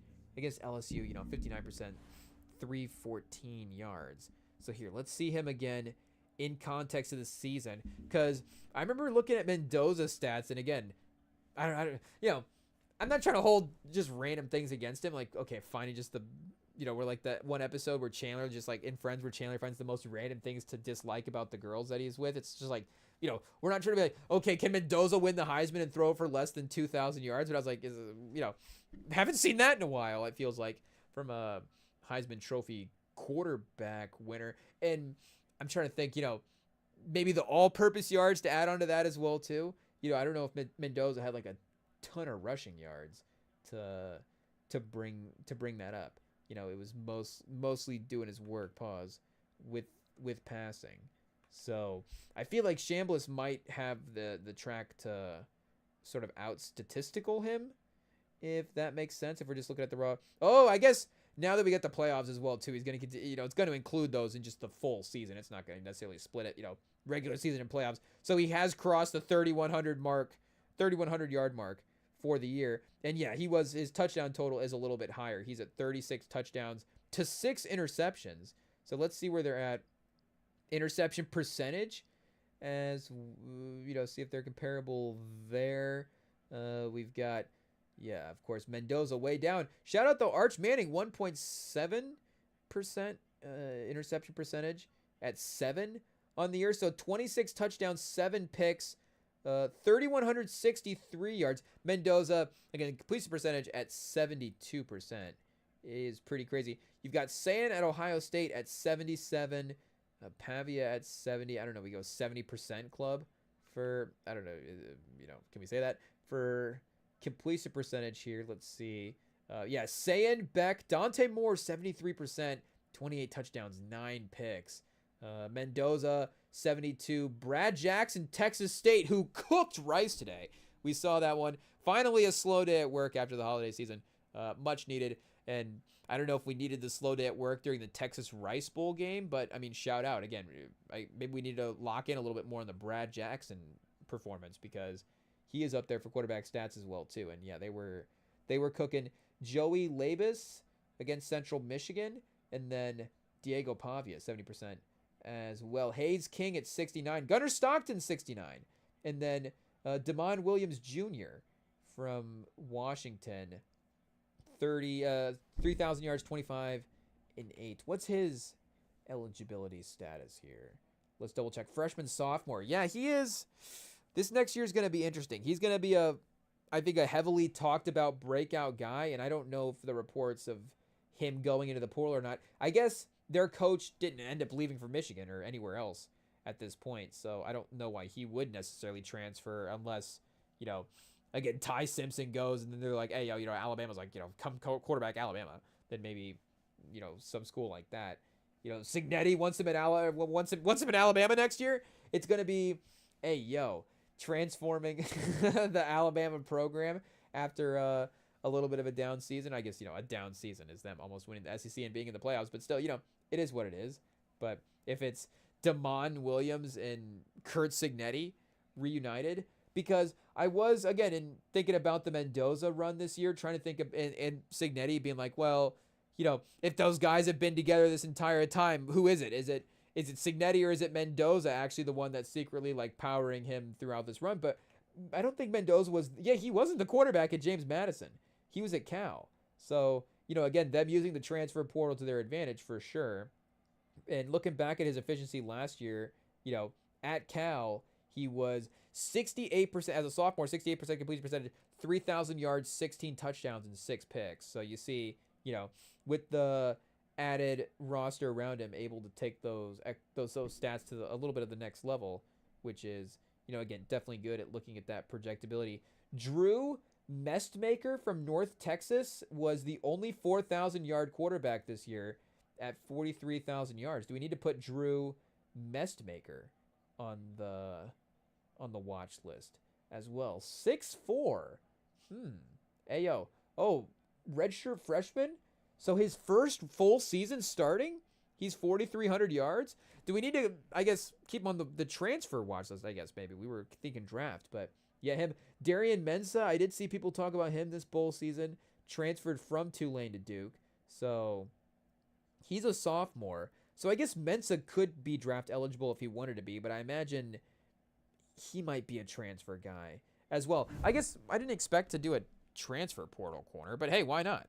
Let's see what we got going on here. You know, the college football offseason, you imagine, will heat up for some of these other teams that, of course, as we're down to the Final Four, some of these other teams have got work to do. So let's see what we've got going on here for the football side of the transfer portal, I guess we should clarify.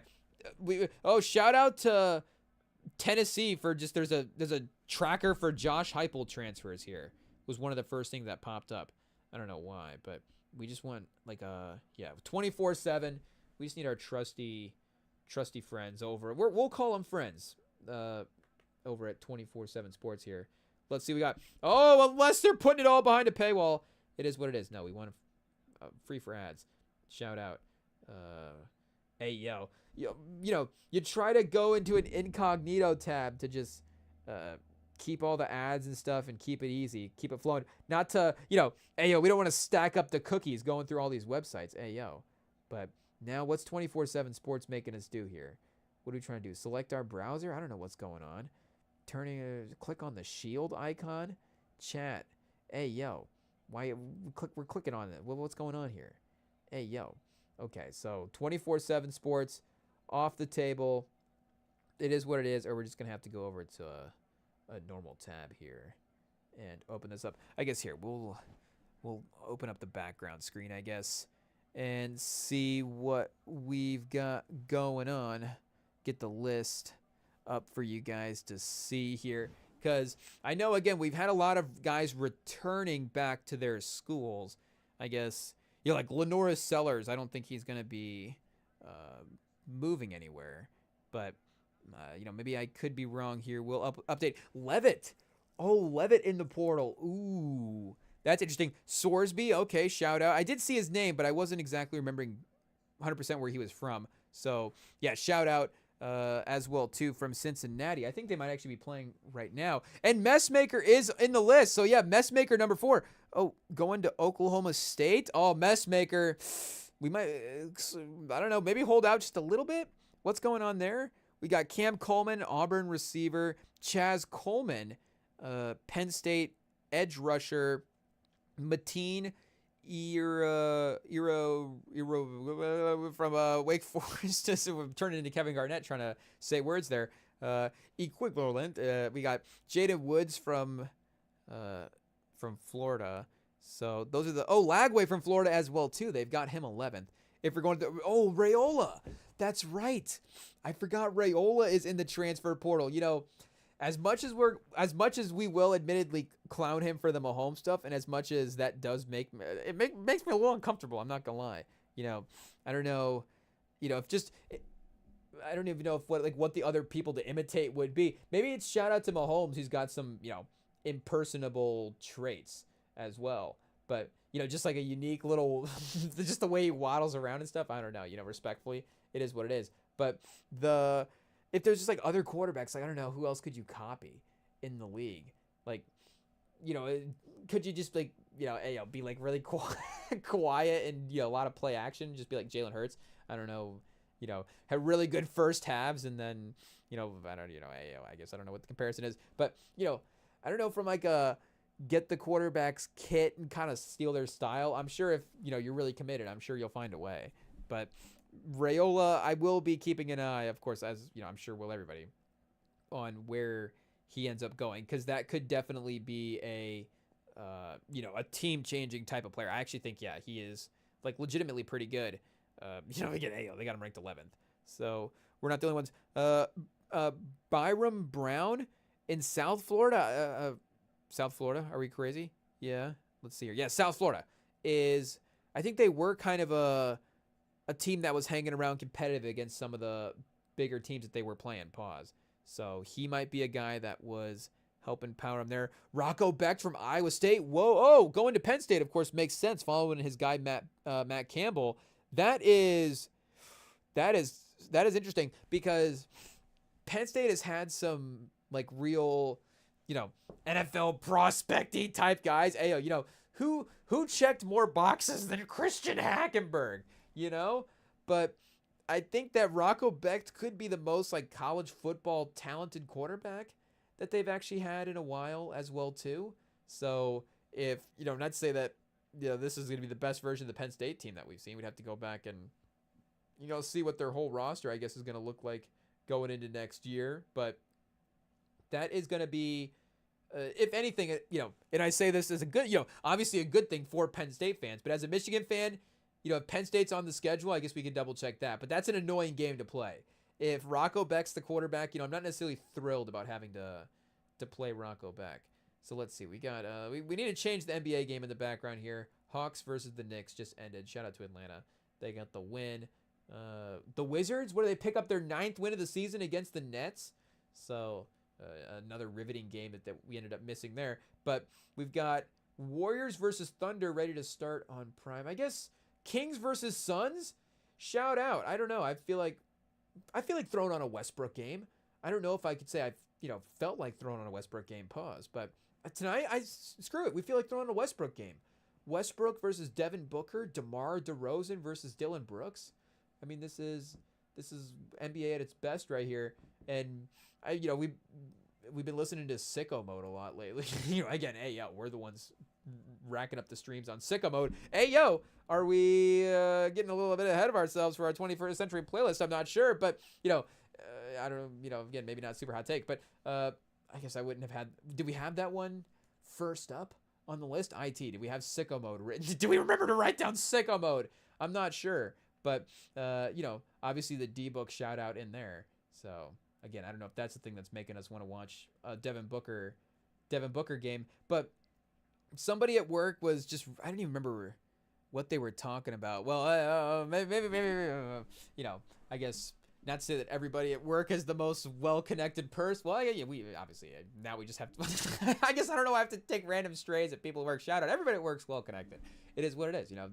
They're great people over there. Everybody's striving for greatness, and we love it. But, but I guess randomly somebody was bringing up, hey yo, Phil Knight. I guess we're not name dropping Phil Knight, and were they name dropping Phil Knight? I don't know.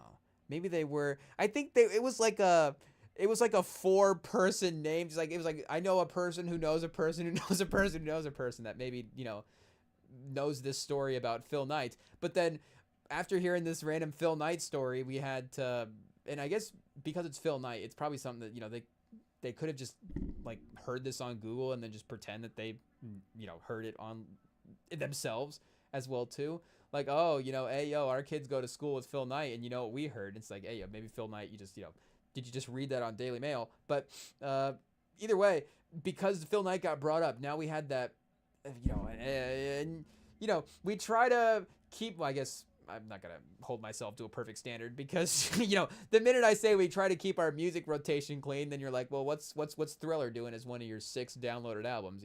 Hey yo, but I feel like if last year we were, because of a rap beef, being like, we can't have Drake being displayed in our top 5 in our Spotify Wrapped, I feel like maybe maybe it's okay if Ye takes a little bit of a break in the top 5. Again, am I gonna, how much skipping are we gonna do in the Spotify? I guess the songs will have to play for us to really know that. But I was like, okay, if we need to, just for the fun of it as well too, ayo, there are a lot of great artists. So even if, not even just to use Ye as an example, I guess maybe Kendrick, and maybe that just goes to, again, show that obviously right now he's the favorite. It is what it is. But, maybe he would be the one where it's like, okay, if there's 5 artists, I guess there's probably going to be no scenario where he's not in the top 5. But like, ayo, this past year we had Freddie Gibbs in our top 5, which I wasn't even really, which was honestly was one of the most fun top 5 entries that we've had, because I wasn't even necessarily pushing for that pause. It just, it's like, hey, yo, we were just listening to Freddie Gibbs so much this year that it just naturally happened. But, a little bit of a newer rotation is not necessarily a worst thing. Again, we're talking about like the most played. Not to say that those are the only 5 artists. We had Jid make our top 5 this year for the first. He hasn't been in the top 5 per se, and obviously the new album really helped that. Those songs were some of the most played. But him kind of moving up in that last 2 years ago at this point, they displayed the top 20. We didn't have that this year, unfortunately. So maybe they bring that back for 2026, knowing that it was a missed feature. It does seem because last year I don't think people were necessarily messing with the entire setup of the Wrapped, and it seemed like this year the stats and the setup and everything was just much more well received. The only thing was, again, just like, we want more stats. Can I see my top 100 songs and my top 100 artists and my top 100 albums? And they're trying to catch up with Apple, and the one thing is like that Apple has, I think, is the live stats over Spotify. And it's not even a really over Spotify at this point, because again, the anticipation of the Wrapped is pretty fun as well too. But I guess whatever trail we're on here about, I guess Devin Booker, we're talking about Sicko Mode lyrics. It is what it is. Shot Cooks, what do you like? What does he say? Wet something jumper or something. Wet like a book. Ayo, if we don't know the lyrics to Sicko Mode, then what songs do we know the lyrics to? Not many, chat. I tell you what. How many songs could you sing just like? And ayo, the songs that you know the words for when the songs are playing, and then when you're just sitting here, just like I have to. If the songs that you could like quote the words like they're poetry. I'm trying to think. I feel like, ayo, could we just rip through the Not Like Us lyrics pretty quickly? I feel like we could probably knock that one out pretty quickly, for sure. It is what it is. Unfortunately, again, it dropped a couple of years ago at this point. What day did it drop? It was 2024, right? So summer 2024. Has it been 2 years since Not Like Us, or has it been a year and a half? Again, ayo, maybe we're getting ahead of ourselves in the playlist. That's another one. Again, I was definitely getting, I guess nostalgic for the earlier part of the century when I was initially thinking of, okay, we got to build a playlist for the last 25 years to represent that. But of course, if we're going just for the entire scope of it and what songs have meant in their moments, Not Like Us is at 1.7 billion right now on the streams. What was the release date? 2024, May 4th, 2024. So yeah, I guess, well, we're not into May of 2026 yet. It just turned to 2026. So yeah, about a year and a half of it being upon release. So, in a year and a half at 1.7 million, I guess there is probably sites where you could go most streamed singles, but shout out to chartmaster.org, and they might have that on there as well too. You can go look at the most streamed albums for, I guess whatever kind of stat filtering you're trying to look at, but it'll give you most streamed all time. It'll give you most streamed in a daily sense, but for daily streamed singles, I mean, it's still got to be up there for the most streamed.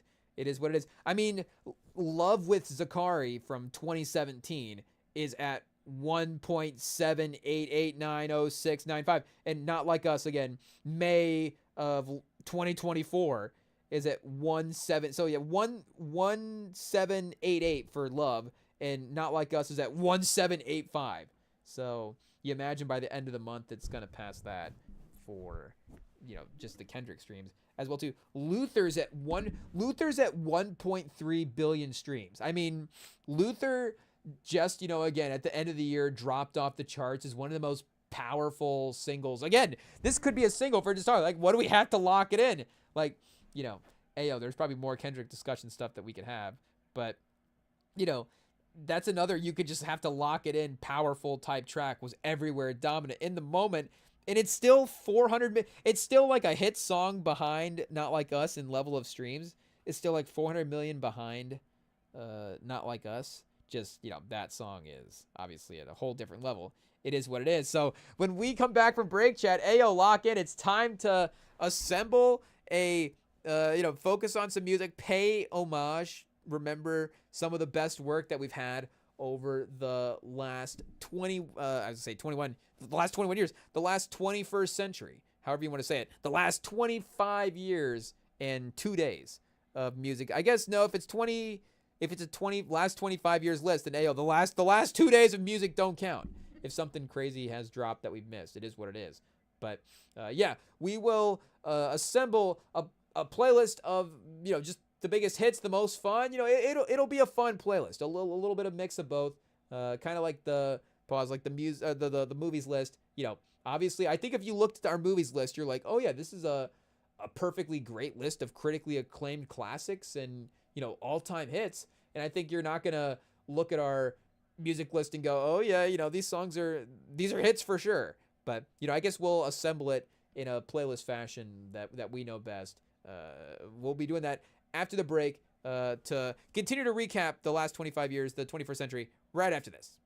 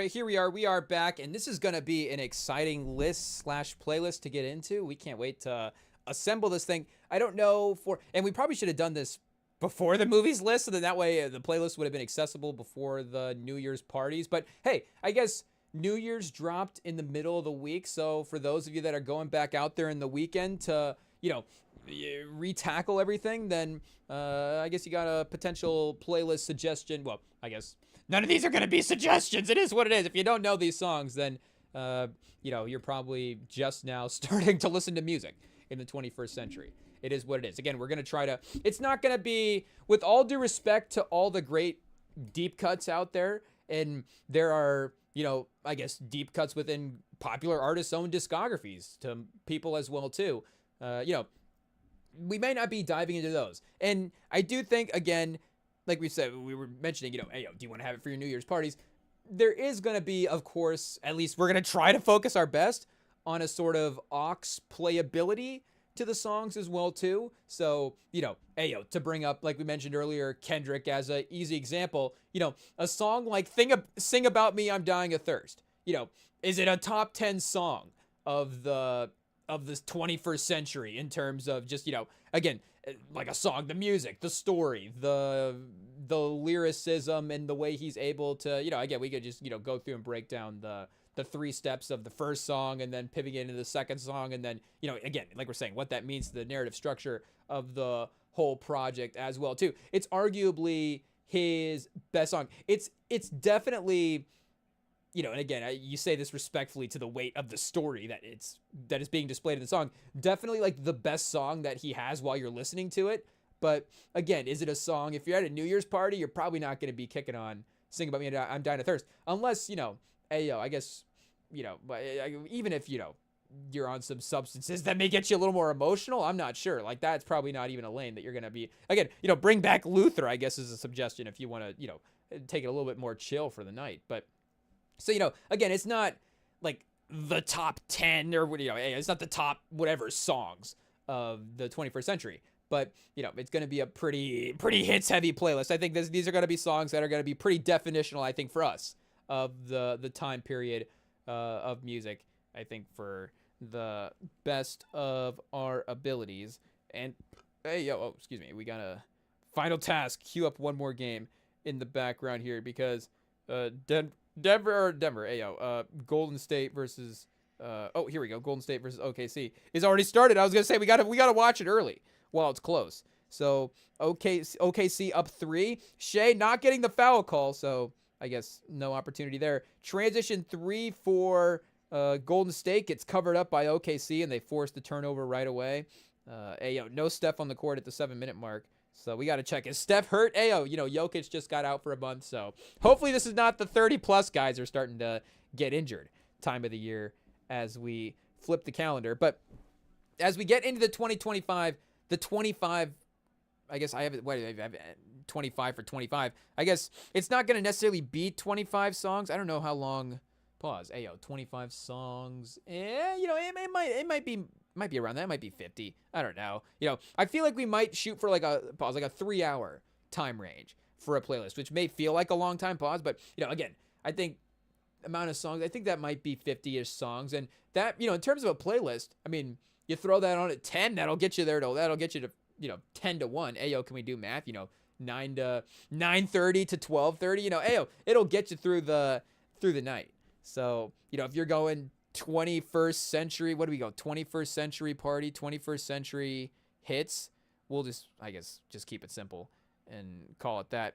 And obviously I think the best exemplification of what teamwork and people, from multiple backgrounds joining together to accomplish great goals. Like I think, obviously, the San Antonio Spurs, specifically the 2013-14 San Antonio Spurs, is the best all-time example of, what can be accomplished, I think, from a teamwork standpoint in the 21st century. So I think they have to represent, because hit making is a lot of times a collaborative effort as well, too, especially if we add some Drake into this playlist. We got him, chat.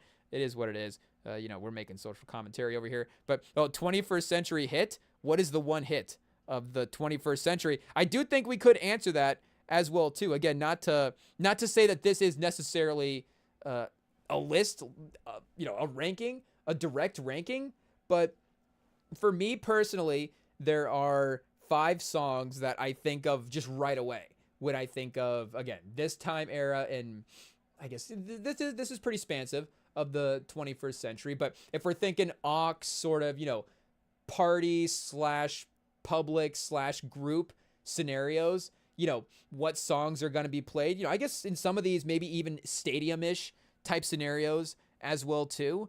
The first 5 that I think of for me that just are like, the songs themselves are just like embedded inside my memory. They're just like, some songs are just like implanted in your core. Hey, yo, it is what it is. We're just like, I don't even really remember the first time hearing this song. Like, this song is just around. It's just always, I've always known this song. And some of these songs, it's not like all these songs were like, hey, yo, again, out before we were born. It's just, I don't even have a memory of discovering it. It's just always been around. The music is just, that consistent in our lives. And when we hear it, like, these are I would say, and again, I don't even know if I would actually directly rank these my 5 favorite songs of all time, but these are the 5 songs that I would say would give us chill.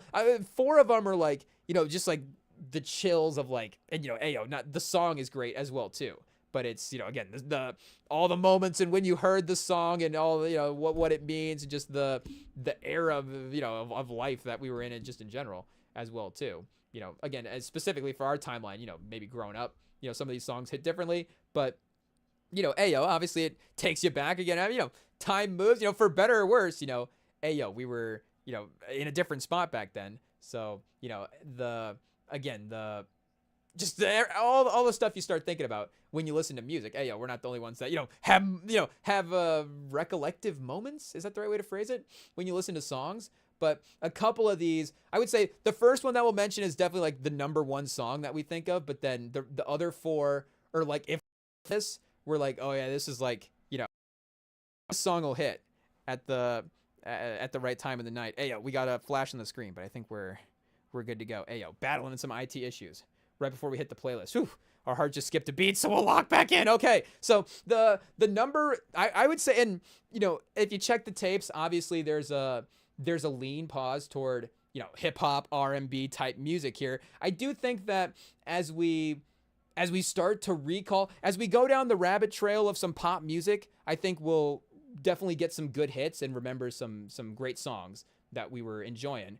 But as of right now, I would say the last, 10 years, but definitely the last 5 to 6 years are keeping up with radio pop music has definitely not been there. Once you, not say that you can't, I guess, keep up with the radio if you're listening to like some of the hit focused playlists on the streaming services as well. But since we've just kind of, gone down our own path as a music fan, it's just like some of these radio songs are maybe not being as played in our own rotation or whatever. But I would say, again, even if you're not doing, the best hip hop songs as well too, I think if you're just going like, what's a song that if you have to play it at, again, a party, a game, or whatever, like, what's a song that if you play it, everybody's going to dance, everybody's going to have a good time, nobody's going to be disappointed in this song playing, even if it is a song that you could consider it overplayed, it doesn't even matter. You still play it and it still hits. And the first song that I think of when I think of 21st century hits, here, I'm going to add these in on my phone and see if it pops up quickly here. Here we go. I guess we got to say it properly. In the Club by 50 Cent. So again, it's obviously a go-to group setting type of song, but nobody is going to be bummed out if you play 50 Cent. And we've said this before, but I think for 21st century artists, and maybe just artists in general, if you have to play an artist at a setting, I think 50 Cent gets you there. I think the hits that he has as well too. Everybody knows those. Everybody has a good time. You're going to set the mood perfectly.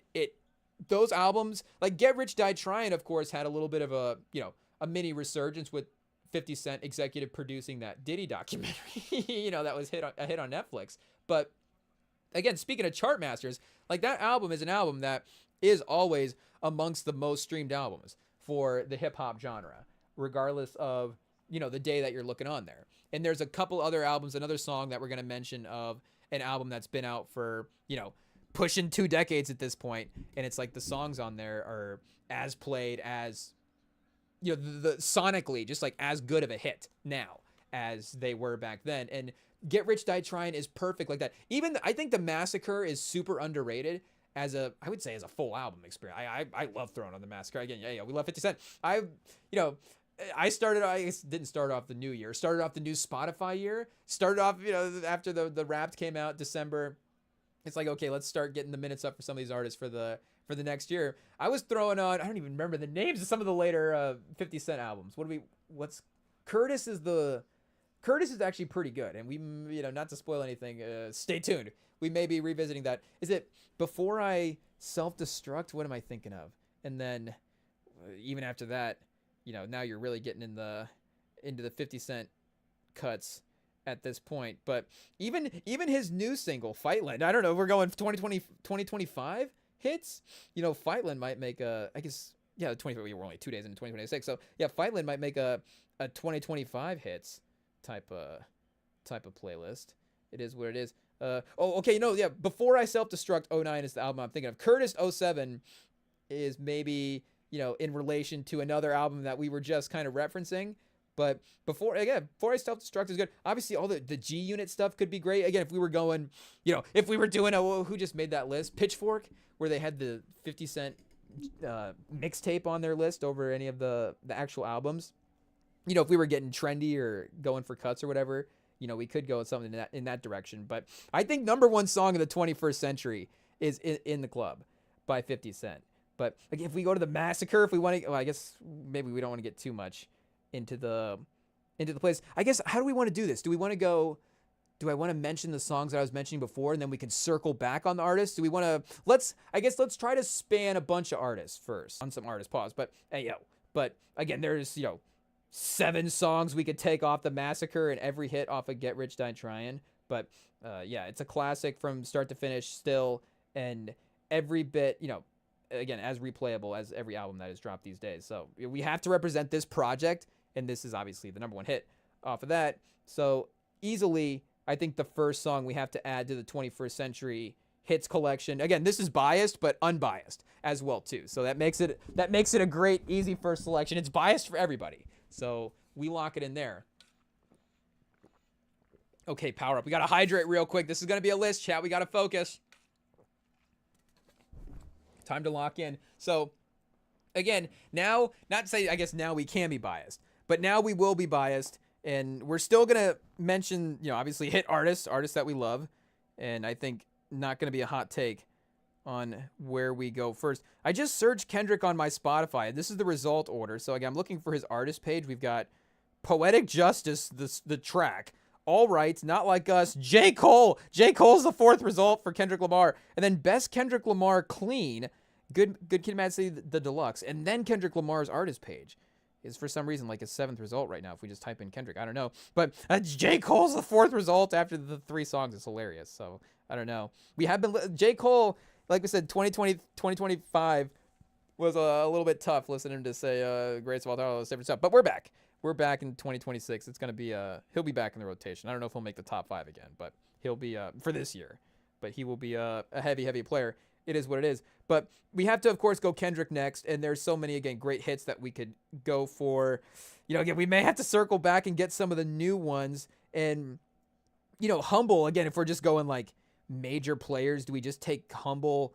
There's a couple of different hits we could go off. Like if we were going off a Good Kid, Mad City, again, not to just rip through the honorable mentions or whatever, but if we wanted to go, I guess, personal taste, trendy hit, get a little bit more unique with what we were choosing, would a song like Backseat Freestyle, I guess here, let me, this is where I'm actually going to need the computer here to double check. Let's double check the streams on Backseat Freestyle real quick, because I could see that being, again, like 100-some million. It could also be like sneaky, like 500-600 million streams. Again, obviously, crazy album. But let's see what we got here. Oh yeah, it is 500 million streams. So again, Money Trees, 2 billion, 2 billion. Ayo, you got Mad City going for a Billy this year. So I guess I didn't expect Backseat Freestyle to be that close to Swimming Pools. And Swimming Pools is going to be the pick because it is what it is. Like, I've heard Swimming Pools played more out than Backseat Freestyle. Again, ayo, obviously we're running up Backseat Freestyle in the streams enough to where, and I guess, there's two versions of Swimming Pools. Well, we got an extended pause and then the normal. So wait, here, let's go to the OG version of the album and see if there's a different, because that does seem a little bit low for Swimming Pools, or like the singles version. Is there like a singles version here? Let's go to the Swimming Pools single and see. Here we go, $1 billion for the Swimming Pools single. That makes sense. So I think and we should know at this point the difference between all the versions of Swimming Pools. Hey, yo, it is what it is. I think I think in minutes played this year, we were like I want to say a 0.2. Here, do I go back to my Spotify Wrapped real quick? A 0.2% Kendrick fan. Like, I didn't realize we were that high up on the list for minutes played. Again, for, I guess, him being, the biggest rapper in the world now at this point as well. So here, let me see if I can quickly, we're going to get copyrighted for the Spotify Wrapped background music. Let me see if I can find artist minutes listened to. New Jack Swing, number 3 overall genre, is pretty fun. We might have to push that up to number 1. Pause. In 2026. Maybe I'm scrolling too quickly. Maybe I went past the artist. Okay, podcasters. We got our little shout out. Bill Simmons dropping the clip. I think we got clips from Simmons and Jid for being in. Was it Rewatchables? I think it was being a Rewatchables fan, and then I guess listening to Jid's music as well. So yeah, Kendrick, we were in the 0.2% for Kendrick Lamar minutes listened in 25, which is the highest I think we've ever been for anybody. But I will admit that I would say that we're probably not in the 0.2% of, like, breaking down all the little details of what's going on. But we will run up obviously a bunch of the tracks. But Swimming Pools has to be the track that we pick for Kendrick Lamar. Again, there's a bunch of other songs that would be his most streamed, but I think this is obviously, in terms of radio play, I think off of our favorite album, that number 1 radio play song, gonna be in that prime, like, we're really starting to come to our own as a music fan as well too. So this is gonna be one of those early definitive hits that we really, really love. So I guess, we have to add the singles version in. We can't get the extended version if if less people are bumping that. And I think it is in, like we were saying, in the middle. There's like a vibier type of thing that goes on there. But yeah, I mean, this song never gets old. It literally never gets old. I get there is, I guess, conversation about, him going for radio play, him doing whatever in terms of this cinematic project. But it's like, and, it's such a great hit. And he still is, being Kendrick in terms of, like, obviously the messaging and all that different stuff that he is, quote unquote, sneaking into a song. But I think he's also just, again, really good at twisting those type of things into, hit lyrical tracks. And, he's just a really, obviously, as we're giving him his credit now but a song like this does prove that he's always been just a really good hit maker. Like, he's able, to take a complicated topic and then, find the musical hit side of it. It is what it is. But yeah, this song, if it plays, it's, this song is gonna be just entrenched, ingrained, in the core of our listening habits. So this song, again, maybe not quite the chills factor of some more emotional Kendrick tracks, but, and not to say, again, I guess our connection to, like, Drake's lyricism over Kendrick's lyricism, but in terms of production, the chills that the chills that I'm sure that you get, but the chills that I get from those initial first couple of times, those first couple, the first couple of horns you hear on the headlines intro for Drake off of Take Care. I mean, again, speaking of chills, this is where you actually get chills. And, again, I'm not going to, we're double talking here. It is what it is. We love Drake, so it is what it is. We're not going to sit here and say, we don't have to, make it clear, Kendrick's our number 1, Drake is this spot on the list. We love all these guys from this era. it is what it is. And obviously this version of Drake as well too, where he is a conscious rapper and rapping from a different lyrical perspective is, again, is it better or worse? It's, he's was able to be in that lane as, as competitive as anybody that we've seen. So you got to give him credit for that. But him being a pop star as well too. Like I love some of Rich Baby Daddy, spoiler alert, could be in our 21st century hits. And you know what? If that song played I'm having a great time. I love that song. But is it, again, is he too strung out on confidence, overdosed? I mean, he definitely is on Rich Baby Daddy. But, he's not, again, presenting it lyrically in the same way that he was on tracks like Headlines back in the day. And when he was in this bag, it was incredible. And again, the beat on this never gets old. It's just that classic early 2000s loop. And, Chad, it's chills every time it plays. It doesn't get enough club play these days. I think maybe I don't know if it's, Ayo, too sacred. I don't want to, overhype it too much. And there are obviously, again, other great underrated at this point, because we have had so much time for this album, because again, whatever you want to say about Drake the pop star these days, the music is fun to listen to. Way Too Sexy off of, Girls Want Girls, Chat, Fair Trade, Certified Lover Boy, it's fun to listen to. Is he Take Care level, breaking the game apart with the R&B and then bringing again the lyrical confidence and that lyrical perspective of a conscious rapper. Like, yeah, he's not doing that in the 2025. It is what it is. But he is still making really, really fun music to listen to. But in terms of, us having some time away from Take Care, like songs like, of course, I was going to say like Lord Knows is just, a great anthemic beat. But obviously songs like the Motto or HYFR are going to be, Drake and Lil Wayne getting some play from back then. Those songs need to be brought up maybe a little bit more as well too. But, and, again, speaking of this album, we could have a ton of stuff. If Crew Love played it, I guess I wouldn't be bummed out about that as well too. Can we just have a subcategory for this for like 90s R&B? That doesn't really, I guess, cross over. It does cross over a little bit with Crew Love. But if we do go, because, we'll maybe mix up the vibe a little bit. But you can go from, obviously, again, Drake and into some R&B. So, I guess The Weeknd there. But if this song played out, you're not going to be bummed out. For sure. I'm trying to remember if, and again, speaking of intros, obviously the drums kicking in on this one is all-time stuff.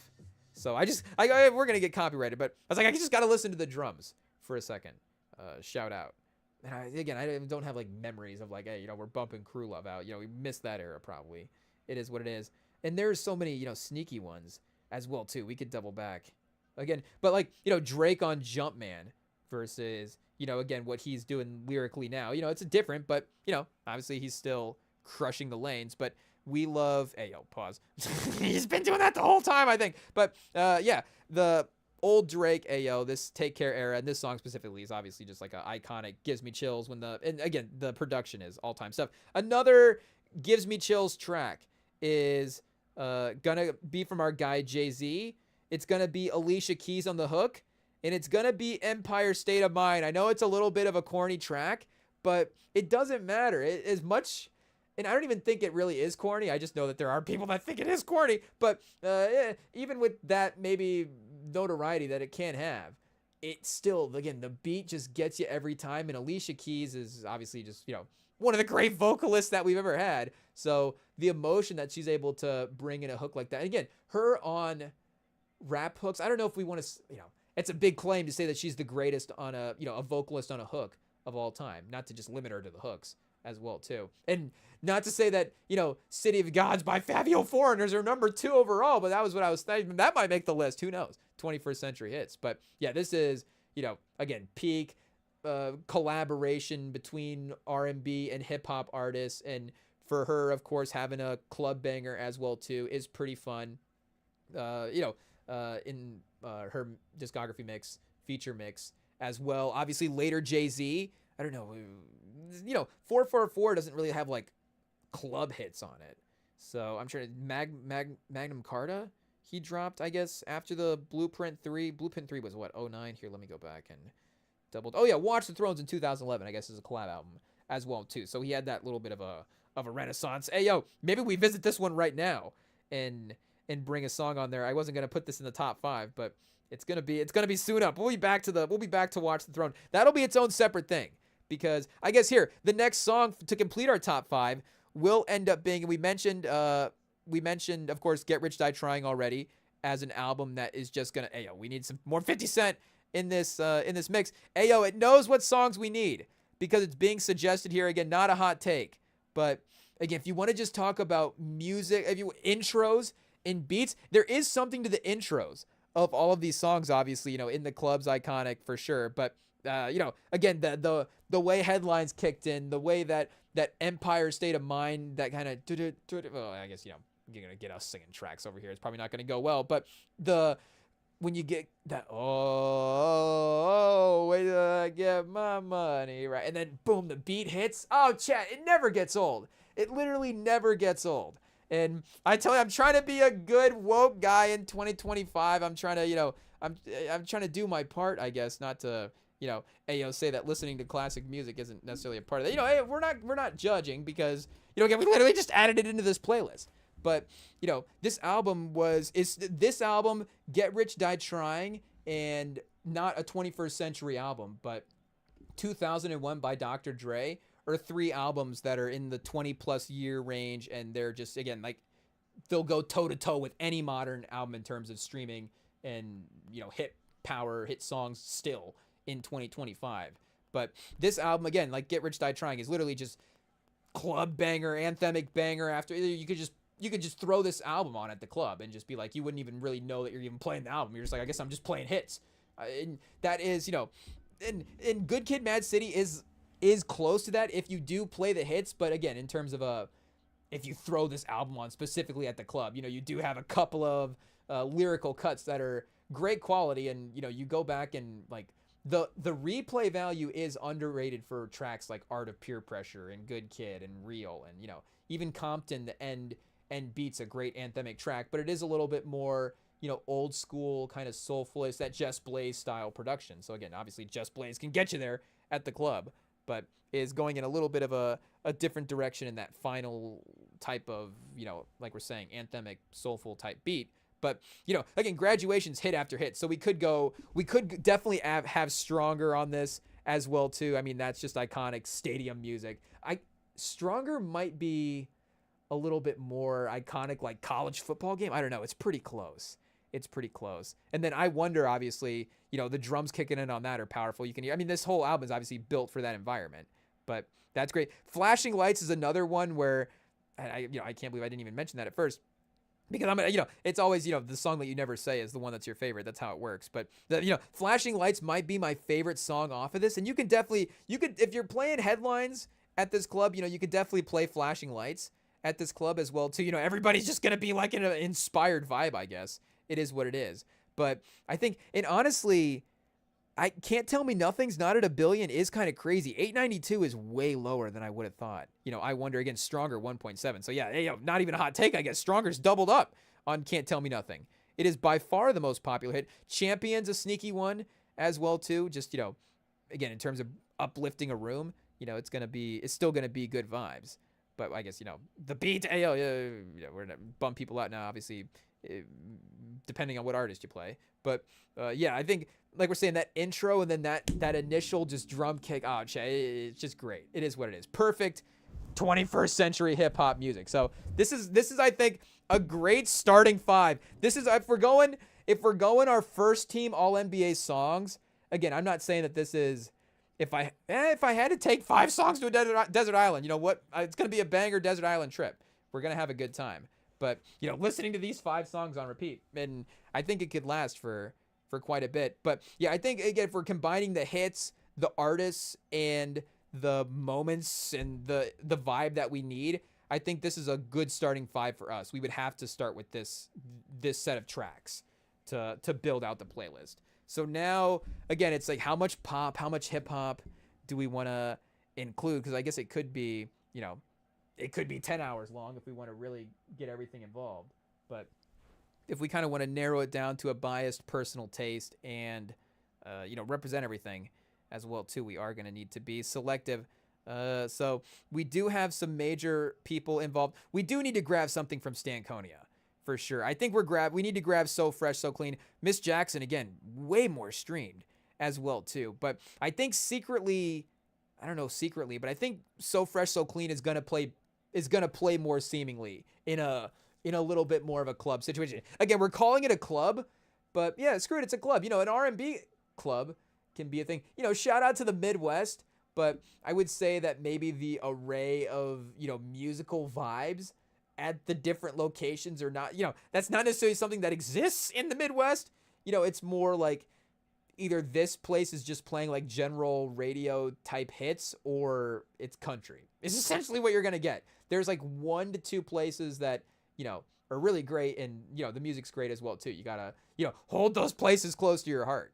But in terms of like, oh, this one's gonna be the trap club, and then over here, is 90s R&B, or and now we're going to the vinyl lounge to sip some wine. Like, again, that's not something that is you're gonna get in a lot of Midwest cities. It is what it is. We're not complaining. We're just saying that I'm still not totally certain, I guess, what the vibe of this club is, because it's still, whatever it is, it's a one of one in our Midwest town. But if it's playing So Fresh, So Clean right after Empire State of Mind, if it plays those 2 songs back to back, then this is a winner place. Usually, if you get Empire State of Mind in a place, or if you get, now these days, again, not to say picks, but if you get like TV Off at a place, then you're getting Morgan Wallen next. You're getting Kendrick. You're getting, Luke Combs. You're getting somebody from some different genres mixed around. So pause. Again, we're not against it. We may, I don't know if we'll dig into the country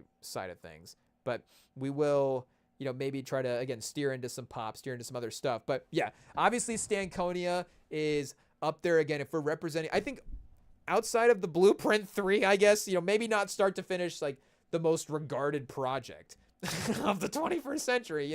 I guess maybe we do have to go back and grab a hit off the Black Album as well too. Again, we said we meant to get out here and get some different artists.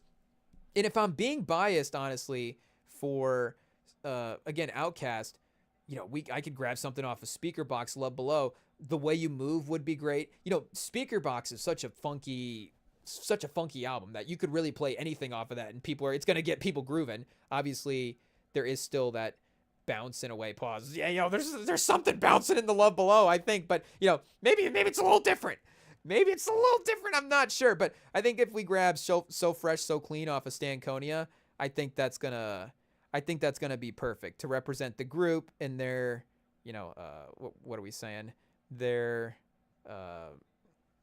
contributions to the landscape of the game in the 21st century. So number 6, again, I think this is probably a better track than anything in the top 5, but, well, not anything in the top 5, but it could be a better track than Empire State of Mind, or I don't know. I guess maybe personally, again, I love swimming pools. So what am I going to sit here and say that, just not be honest and say that I like swimming pools better than So Fresh, So Clean? We're talking about a couple different tracks. And I guess, I don't know if I have to necessarily rank it here. It is what it is. I guess we'll just leave it in the 6th spot. The way that we added it in. So this is perfect. We've got now Outkast being represented for the 21st century.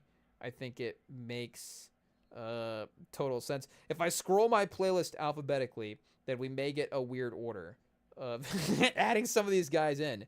It is what it is. And I guess it's just, again, if I'm not trying to necessarily rank, but, I guess we got to get some order correctly for adding in the artists. Okay, here we go. I guess this works alphabetically, but also obviously works for, we got to get this artist included next up. And, again, some of these artists as well, too. Obviously, I guess, most of these artists, only basically Jay-Z was dropping albums in the 90s. And I guess Outkast as well, too. From our top 5, only Jay-Z, and now Outkast is dropping 90s albums. So, again, a large discography to choose from a lot of these people from the 21st century. But, again, Beyonce, obviously, her entire, basically, solo career has spanned the 21st century. And there's so many different directions we could go just from a sound standpoint. Again, we're not necessarily adding in a bunch at this point, but if we, there's, like Kendrick, I guess his career is not, he didn't start, when Beyonce started. She was what the first album was like 03 for her solo album. But even still, he's taken a little bit more time with his projects. It's not like he's now just getting to the point where it's like, okay, kind of the first three and then the next three, and then maybe you put Section 80 in like a mixtape type of vibe, or however you kind of want to section it off. But Beyonce, of course, has had such changes to her artistry for her sound, and been able to evolve with the times, but again, also still obviously making hits and making bangers all the way throughout. So it just kind of depends on what we want to represent. And I initially kind of want to trend earlier Beyonce, I guess. Again, we got 2012 for swimming pools, 2011 for swimming pools, so not necessarily like old 2000s music, but we are kind of sticking to 2000s vibes. So I don't know, do we have to stick to that sound?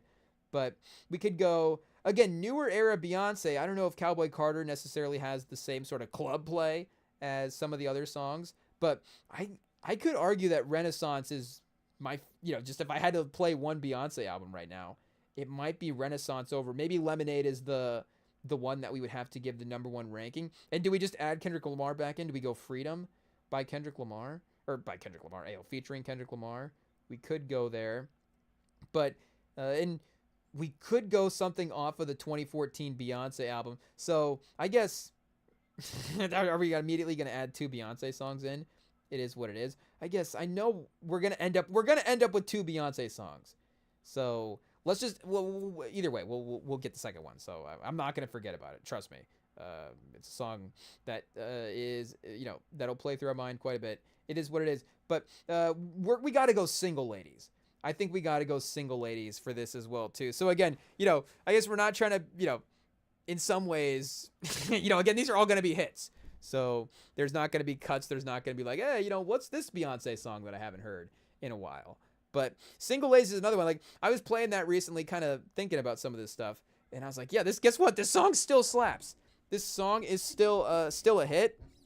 And arguably, again, up there for, her most fun club dance-along songs, too, as well. So we could go, here, let me see. What do we get from Destiny's Child in the 2000s? We got, of course, Writing on the Wall in 1999. But yeah, Survivor and Destiny Fulfilled and 8 Days of Christmas is both 2000s. So we could get Bootylicious from Destiny's Child. Oh, here we go. We got Jumpman in the queue next. Wait, let's get to Bootylicious real quick. Oh, we don't want to get copyrighted. Let me hit the...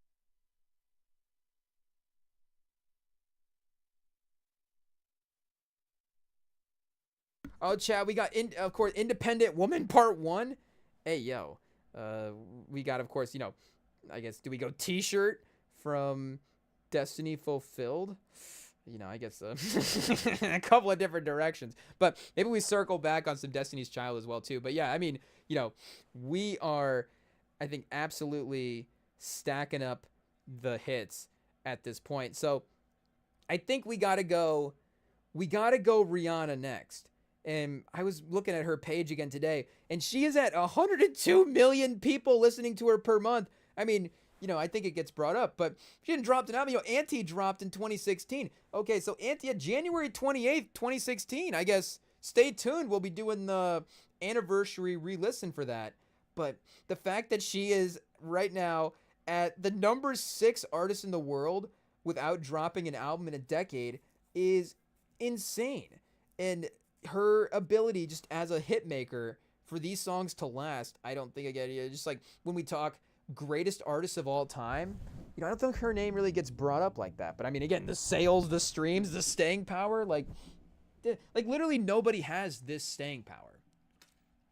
I guess we just said 50 Cent, but 50 Cent, as much as we love 50 Cent, he's not, again, at 100 million people listening to him per month. It is what it is. I don't know, maybe, do you listen to some of the newer or the earlier Rihanna, when you're a little bit younger? You're listening to 50 Cent your entire life. It is what it is, even if, are your parents making you hide the CD? I don't know. Or, yeah, I guess they would make you hide the CD if you don't want to find it. But, yeah, he's at 47.1, and I guess he did just drop a single this year. So, again, if we're saying The Massacre 20 years ago, I don't know what we're giving him credit for. at this point, his entire discography, because it's all hits all the way through. But yeah, again, Rihanna as the greatness of the hit making definitely has to be represented in, again, if you have to choose one Rihanna song, it is, what era, what album do we just go with the biggest hit? Is We Found Love her most streamed here with the top 10 on her Spotify page? It is. She's at 2.3 with that one. Umbrella is at 2.087. And Umbrella's great. Umbrella's a great hit, obviously. I don't know. Is Umbrella, now we're getting to the overplay that's actually overplayed for us? I'm not sure. But obviously, Where Have You Been?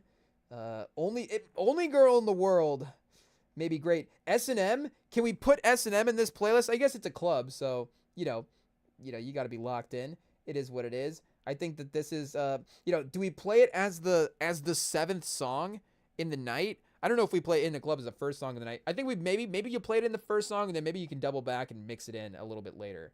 But it could be S&M for sure. Diamonds, Don't Stop the Music, but Only Girl in the World is looking like a tempting option as well.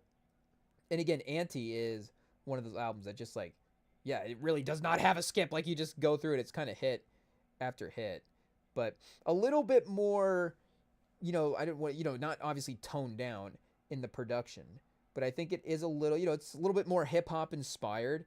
It is a little bit more chill in that way.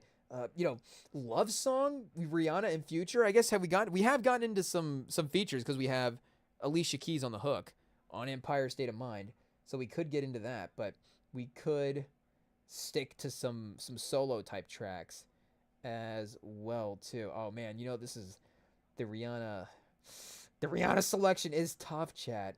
Upon the replay, do we just go there? Do we just go to Ponder the Replay? We might. That would be, right after single ladies would be a major hit. Let's go. It's not like Only Girl in the World's not gonna not hit. So, okay, chat. Hey, yo, talk me into it. I think we got it, 3 seconds in? Pause. Whoa! Hey, yo, I guess, is that all it takes, a Rihanna song? 3 seconds? What are we talking about? Yep, just the music to enjoy it. That's all we're saying. It just takes 3 seconds. So, Only Girl in the World is going in as pause our our number 8 overall song. That's what it means, right? It's just the 8th song that is going to be added into this playlist. Rihanna, obviously, like we're saying, has to be mentioned. Do we have to mention our guy Bruno Mars as well too? Who, I guess, our guy. Number 4 right now overall. Whoa, Bruno, he's slipping, chat. Hey, yo. This guy, of course, is right there with The Weeknd, battling for that number 1 spot. And speaking of the staying power of music, again, he also hasn't dropped a solo album since 2017. Evening with Silk Sonic in 2021 obviously has some bangers on it. And again, if we want to take the night and have a moment where we kind of get in a little bit of a different vibe, Leave the Door Open is obviously going to slap as well too. But the great little kick on the drums. Obviously the vibe of this album is very, very great. It's I don't want to say an underrated listen. I'm saying more for my own personal rotation. I don't necessarily think to go back to an Evening with Silk Sonic all the time, but it is, again, a really, really great vibe.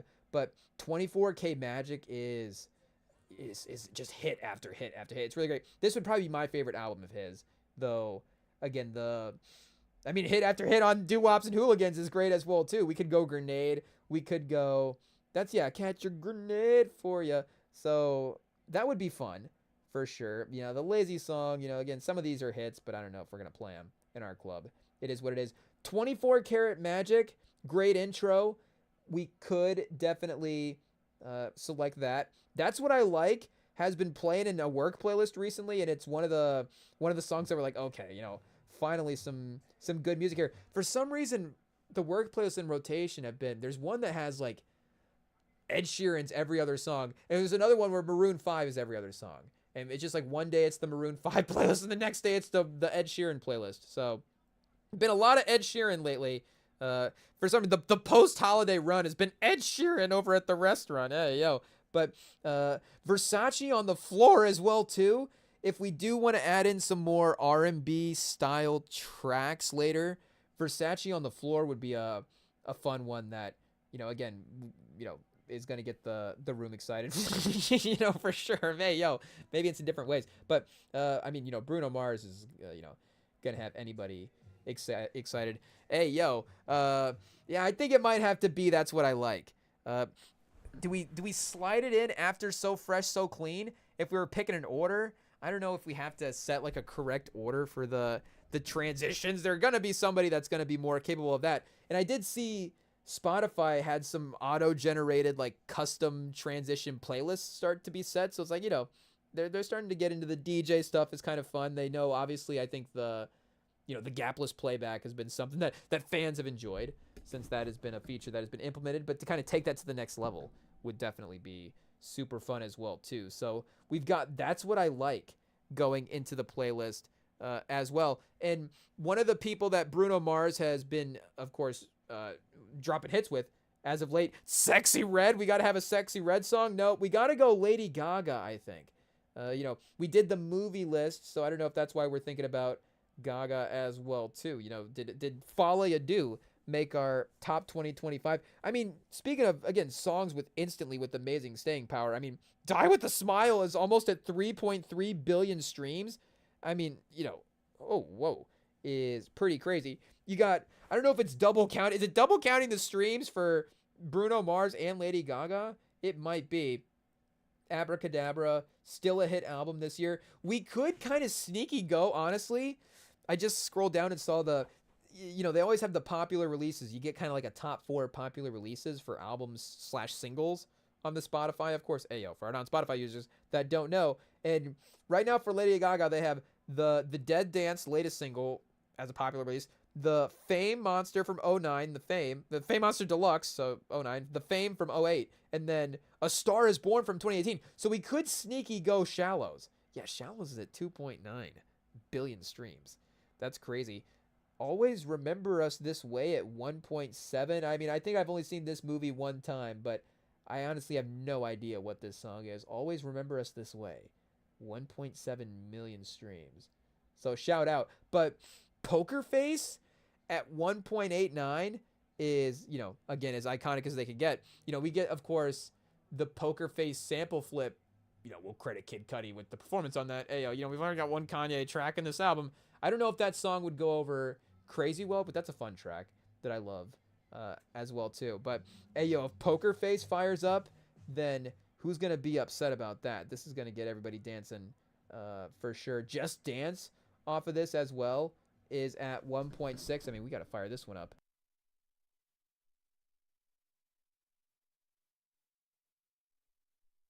Oh, Chad, it might have to be Just Dance. It might have to be Just Dance. I mean, it's not that far behind Poker Face on streams, so I don't know if we could say that, Poker Face has a major replay, like a major overplayed argument over Just Dance. Oh, Chad, I don't know. Okay, wait, let me mute again. I gotta play Poker Face one more time.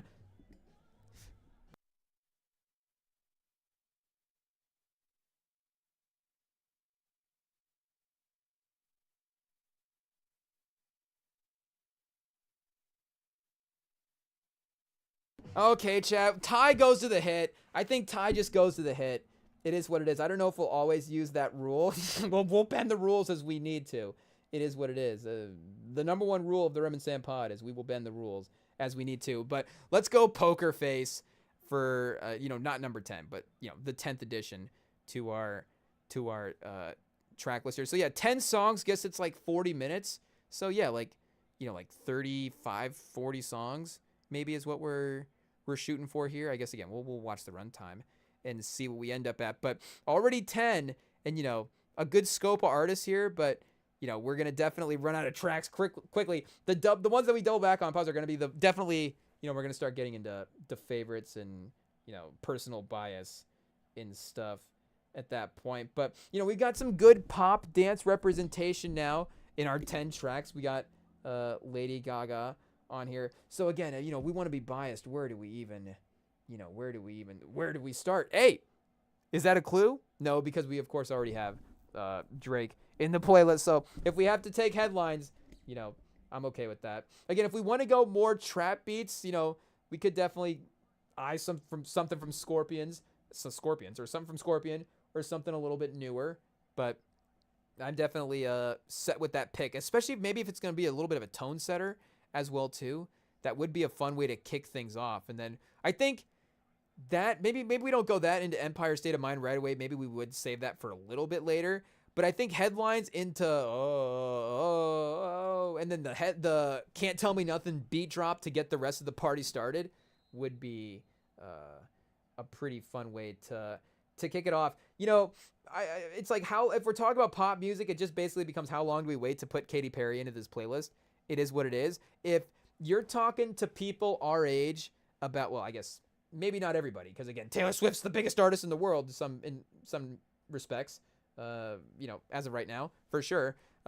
So they could definitely say they'd rather be dancing and singing along to Taylor Swift music. But I think for, again, a party type of situation, if we're playing bangers on the aux, I think that Katy Perry is, if we're going a Perry Swift beef, because I think is that the OG Kendrick Drake that people don't talk about? Katy Perry versus Taylor Swift was, 2 stars battling it out for sure. I mean, what is even the name of this album? Is it Teenage Dream? Is that the name of the album? Yeah, Teenage Dream in 2009 is, again, one of the best pop albums that you're going to get.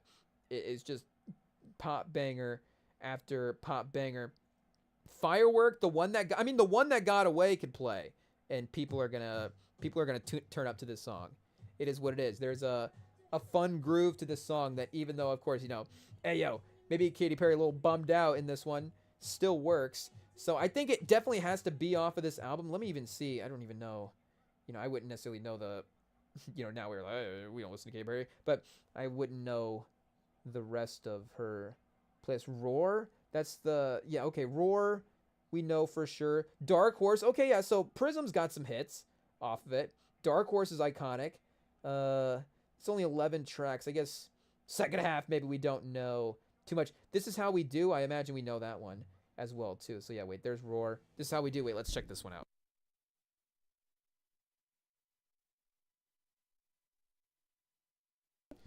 Wait, are we still muted? How long were we muted there for, chat? Ayo, I guess we can't go back and check the tapes. It is what it is. But we were just, if we were on mute there for a second, I looked down and I thought I didn't quite click it, but it was muted. So, ayo, just in case, we'll just compliment Katy Perry's album again one more time. Teenage Dream is an iconic pop album with a lot of pop bangers there. We said it again. But I think, we're probably going to be picking the one with Snoop Dogg on it. It is what it is. I think California Girls is probably the biggest slap off of this album.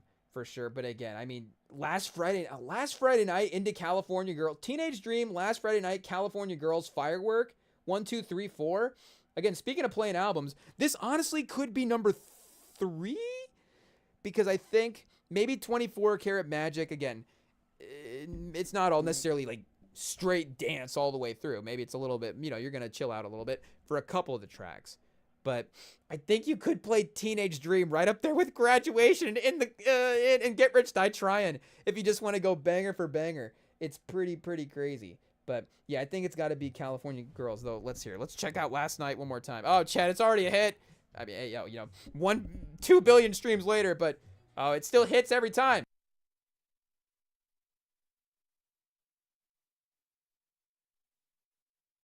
Okay, wait, we gotta go California Girls. We gotta move and get. Oh, wait a second. We got Bruno Mars. Are we? Oh, we didn't queue up California Girls. I guess we're still listening to the 24 Karat Magic album. And I think we can still get Snoop Dogg, especially on features like that. I think the amount of Snoop Dogg features we could get is not underrated. But I think if we made Snoop Dogg our king of features in the 21st century, we could definitely get some fun tracks in there as well. I don't know if that's how it would rank out. But, I mean, chat, hey, yo. Poker Face into California Girls. I mean, who's not having a good time here? Pause. So, yeah, I don't know if we just skipped right to the Snoop Dogg hook or Snoop Dogg verse. But yeah, Katy Perry. Let's just add another pop track in here. Let's get some Katy Perry in. There we go. Now I don't have to worry about, how long do we have to wait, pause, to include Katy Perry into the track list. We're going to include her anyway, so let's not get it out of the way. But let's just go ahead and add that in as soon as possible. Do we have to include Flo Rida? I don't know if we necessarily have to Get Low on the Table. Club Can't Handle. Wild Ones with Sia. You know what? Maybe I'm having more fun with the pop tracks than I thought. Get it, all of a sudden now I'm in, throwback mode. Pause. Whoa, hey, yo, what mode is that? Just in terms of the music vibes, the nostalgia there. But if we get into the nostalgia mode for that, I guess the pop tracks are, of course, some fun tracks that you just hear out and again, or in these kind of party environments, dancing around to. So a song like Cheap Thrills. Ooh, I forgot about Cheap Thrills. Yeah, I haven't revisited Sia Ayo in a minute, but I was going through and listening to some Kendrick Lamar features, and I was like, wait a second, Kendrick was featured on The Greatest? I forgot about that. So we could honestly throw The Greatest in here. That's another, obviously, great track as well, too. Unstoppable. Cheap Thrills is at 2 billion streams. Wild Ones is at 1.1. So we could get Flo Rida and Sia both with Wild Ones. And Wild Ones will definitely, if it's a party of, again, 20-somethings for 21st century, Wild Ones is going to hit. That's for sure. But so is Cheap Thrills. And Cheap Thrills is definitely, we've established a dance tone so far with this run. Single ladies, only girl in the world. That's what I like over California girls. I don't know. Let me see. Wild Ones is definitely going to, maybe Wild Ones into like Empire State of Mind. We can go that direction if we're setting a playlist. But, hey, yo. Of course, isn't Sean Paul on this as well, too? I don't know if we have to listen to the Sean Paul part, but here, let's go. I think we queued up. Yeah, Wild Ones next. Yeah, I think it's got to be Wild Ones. I don't know if we golden buzzard it too soon, but I think if we're going to include a Sia track, it might have to be this one. Candy Cane Lane, always an underrated. It's on our top 10 right now, right out of the Christmas season. Always an underrated Christmas track that I never think of. I don't always recall the newer tracks right away, but Candy Cane Lane is one that it's like every year I'll hear it out. Like, what's this Christmas song? Let me add to this rotation, hit the Shazam real quick, and I'm like, oh yeah, Sia, Candy Cane Lane. How do I always forget about this? This slaps. This is Everything is Christmas, a underrated modern Christmas album. Shout out to Sia. So let's go Wild Ones. Again, maybe now we've lost a ranking. Now we're just adding in songs. I don't know if this was a top 10 tracks of the 21st century, I would say maybe personally for me, I'd flip Poker Face and That's What I Like. I'd maybe get the Lady Gaga track above the Bruno Mars track. But here, let me see. What were we at on streams for that again? 2.9? Never mind. I stand corrected. Hey, yo. That's What I Like's moving up into the top 4. It is what it is. But I think if this was a top 10, we can tell this person they're wrong. If I saw this list, I'd be like, hey, yo, I'd probably agree with it. But, I think it would be, I think it'd be okay. Chad, hey, yo, we're not going to hit we're going to hit 3 hour marks. It's going to take us 3 hours to add in 3 songs. It is 3 hours worth of songs.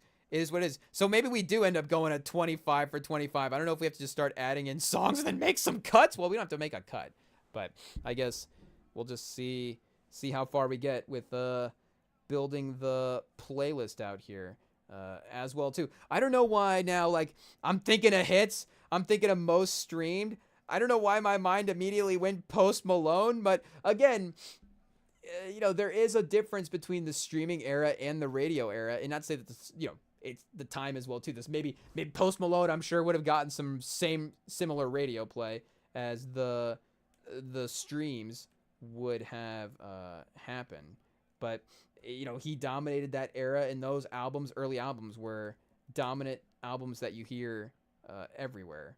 For sure. So, again, I don't know if I think immediately the most overplayed stuff is not, again, where I'm going. But I think if we're going to be personal and biased as well, too, I don't know if it's is it too early to add in some Juice WRLD? I don't know. Now I'm thinking 2018 as a time frame for music. But we could stay in the 2000s party vibe as well too. So I guess again, let's just be biased and not worry too much about a ranking. I want to add in some Sierra, chat. We want to add in some Sierra. It's probably gonna be Body Party, but it could be 1-2 Step as well too. It could also be Goodies. Hey yo, let me play Goodies real quick, and also 1-2 Step and see what we got, because Body Party is a lock. If I guess these two songs are gonna slap, but Body Party is probably gonna be in the playlist. If we don't add it into the playlist tonight, just add it into your playlist and assume it's in the playlist. It is what it is.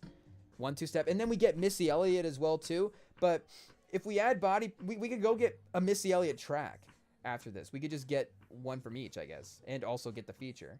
It is what it is. Though maybe as much as we love, no, maybe we visit Petey Pablo as well too. Hey, yo, chat. I think we might. What year did Freak a Leak drop? Is that 2000s or is that 90s? Am I crazy? 04?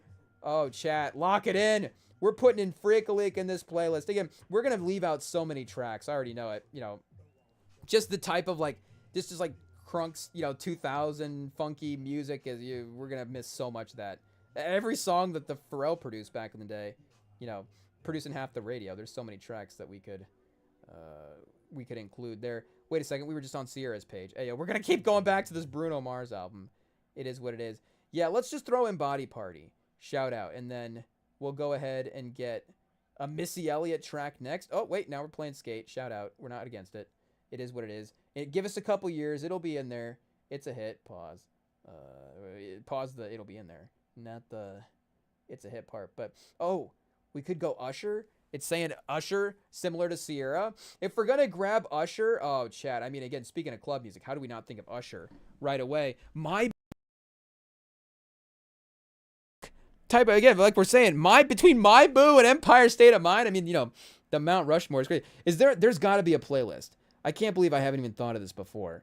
Let's just go Alicia Keys hooks and see if there's not a playlist. Stay tuned. We will be making it and dropping it soon. Alicia Keys greatest hits. So I guess, those are included in there. Okay, City of God is like in the top 12 of this playlist.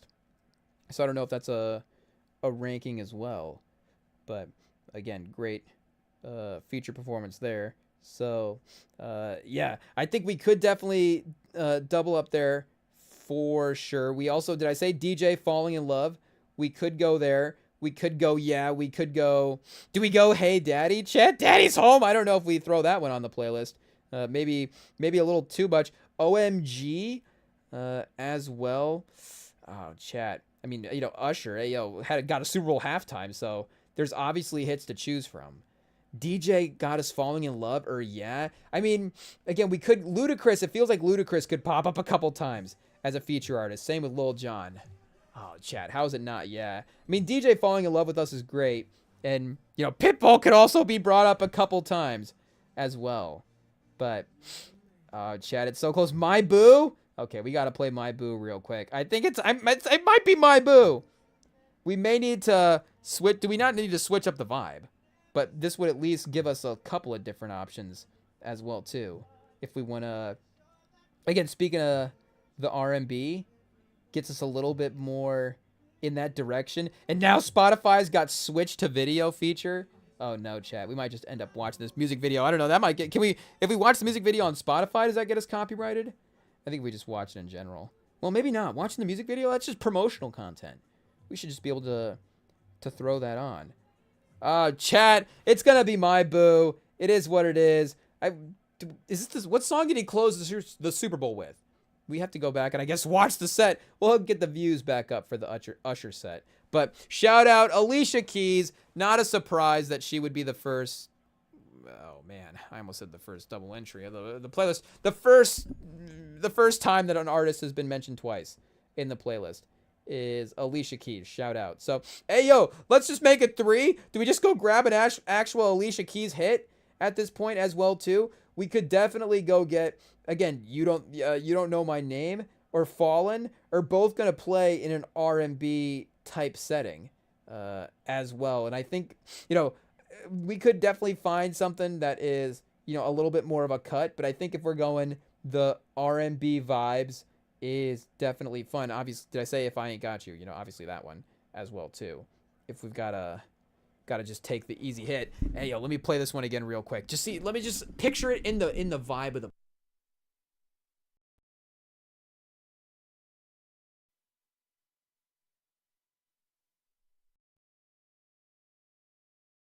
He's singing, though You Don't Know My Name does hit as well too. It's at 153 million. So now we are taking cuts. If I Ain't Got You's at 1.4 billion, it's got to be If I Ain't Got You. We would be leaning more into the cuts at that point instead of paying homage to the greatest hits. So shout out. It is what it is. We've got a clear MVP emerging of the century. This was all a sneaky tactic to give Alicia Keys the 21st century MVP. So Alicia Keys, feel free to call in and accept the award at any point you'd like. But yeah, we'll go If I Ain't Got You for the Alicia Keys hit. Oh, chat, Adele? Do we throw in some Adele? I don't know. That could be kind of fun. Though, I think we gotta go Mary J. Blige. We're getting back to Missy Elliott. Don't worry, I didn't forget about Missy Elliott. I was thinking about her as I was talking about Alicia Keys. But I guess I'm always thinking about Missy Elliott. Shout out, wink, wink. But Family Affair by Mary J. Blige. I feel like we have to go there. Speaking of songs that got played at the Super Bowl, in that Dr. Dre set, if I'm not mistaken, I believe this song was one of the ones that was out there. It is definitely, gonna get the mood a little bit. There's a little bit of a darker mood to the song, but Mary J. Blige, if we want to again continue and I'm not gonna say her 2000s are better than her 90s, because of course you have My Life in the 90s, so hey yo, there you go. But What's 11, My Life, Share the World, and Mary versus No More Drama, Love and Life, The Breakthrough.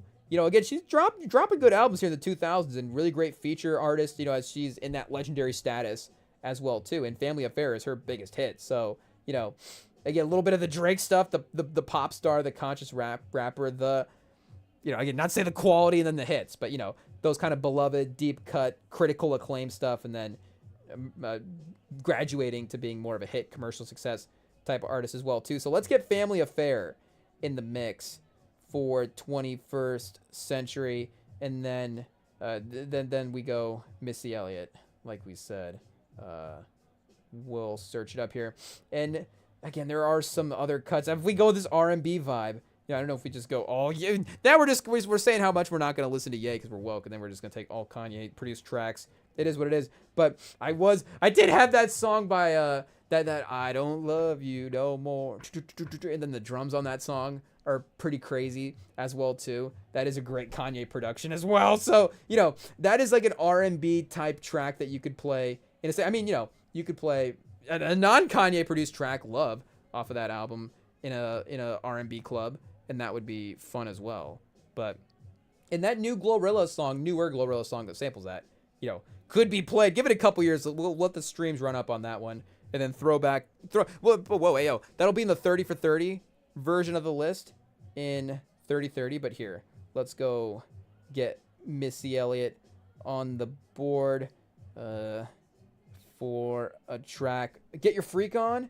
Hey yo, we gotta lock that in. We got like 2001. Yeah, Miss E, So Addictive. The Cookbook in 05. Under Construction. Hey, so we go in order. Super Duper Fly in the Real World in the 90s, and then Missy, So Addictive, Under Construction, This Is Not a Test, The Comeback, and Respect Me for the 2000s. I mean, again, you could really argue it either way. We could go Lose Control with Sierra as well too. Do we just go double Sierra pause Missy Elliott features? Is definitely the way to go. But Get Your Freak On. I mean, hey yo, chat, we're partying. This is crazy. Chat, the vibe is immediately funky and great. It is what it is. Oh, chat, this is perfect. This is 335. Now we're making suggestions. Now we're now these are cuts. It is what it is.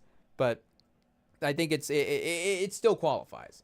It's still for the staying power. For it to be a 2001 edition and for it to rack up some of these streams is definitely noteworthy for sure. So do we go Ludacris next as well too? We said we could get him in the mix. Maybe he is another feature artist player as well. Oh, chat, we've got T.I.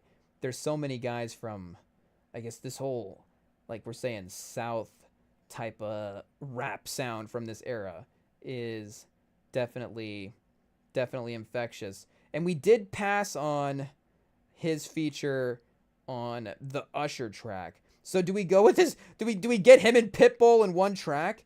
We may have to. Where is that on this album here, chat? Ayo. Trying to find it. But Planet Pit.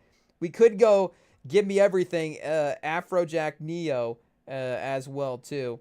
International Love with Chris Brown is definitely also an option.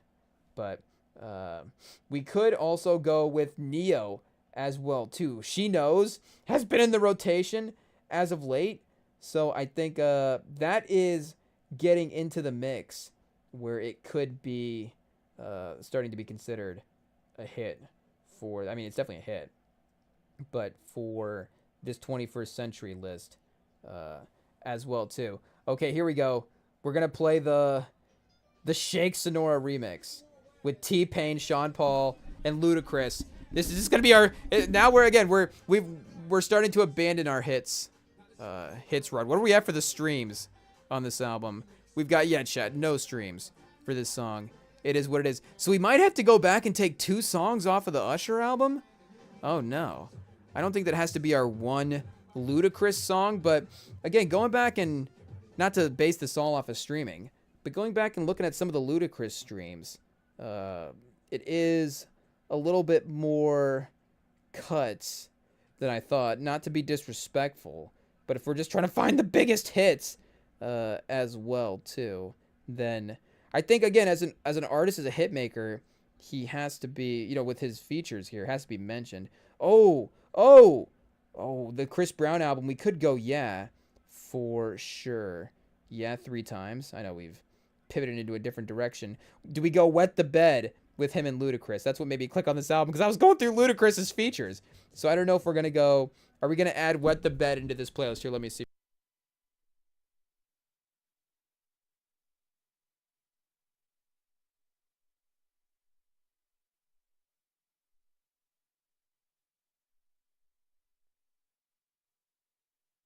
I mean, Chad, if we've got to Get Your Freak On into Wet the Bed, what's the streams on Wet the Bed? If it's more stream than Get Your Freak On, then, 189, not quite. So yeah, it might have to be 3 times by Chris Brown.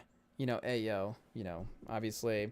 We could go No Guidance by Drake as well, 1.2, but again, we're already there. International Love, if we were going Pitbull and Chris Brown, like we said earlier. Here, let me play that one real quick and see. Though I think I just personally prefer, is it times 3? Did I say 3 times?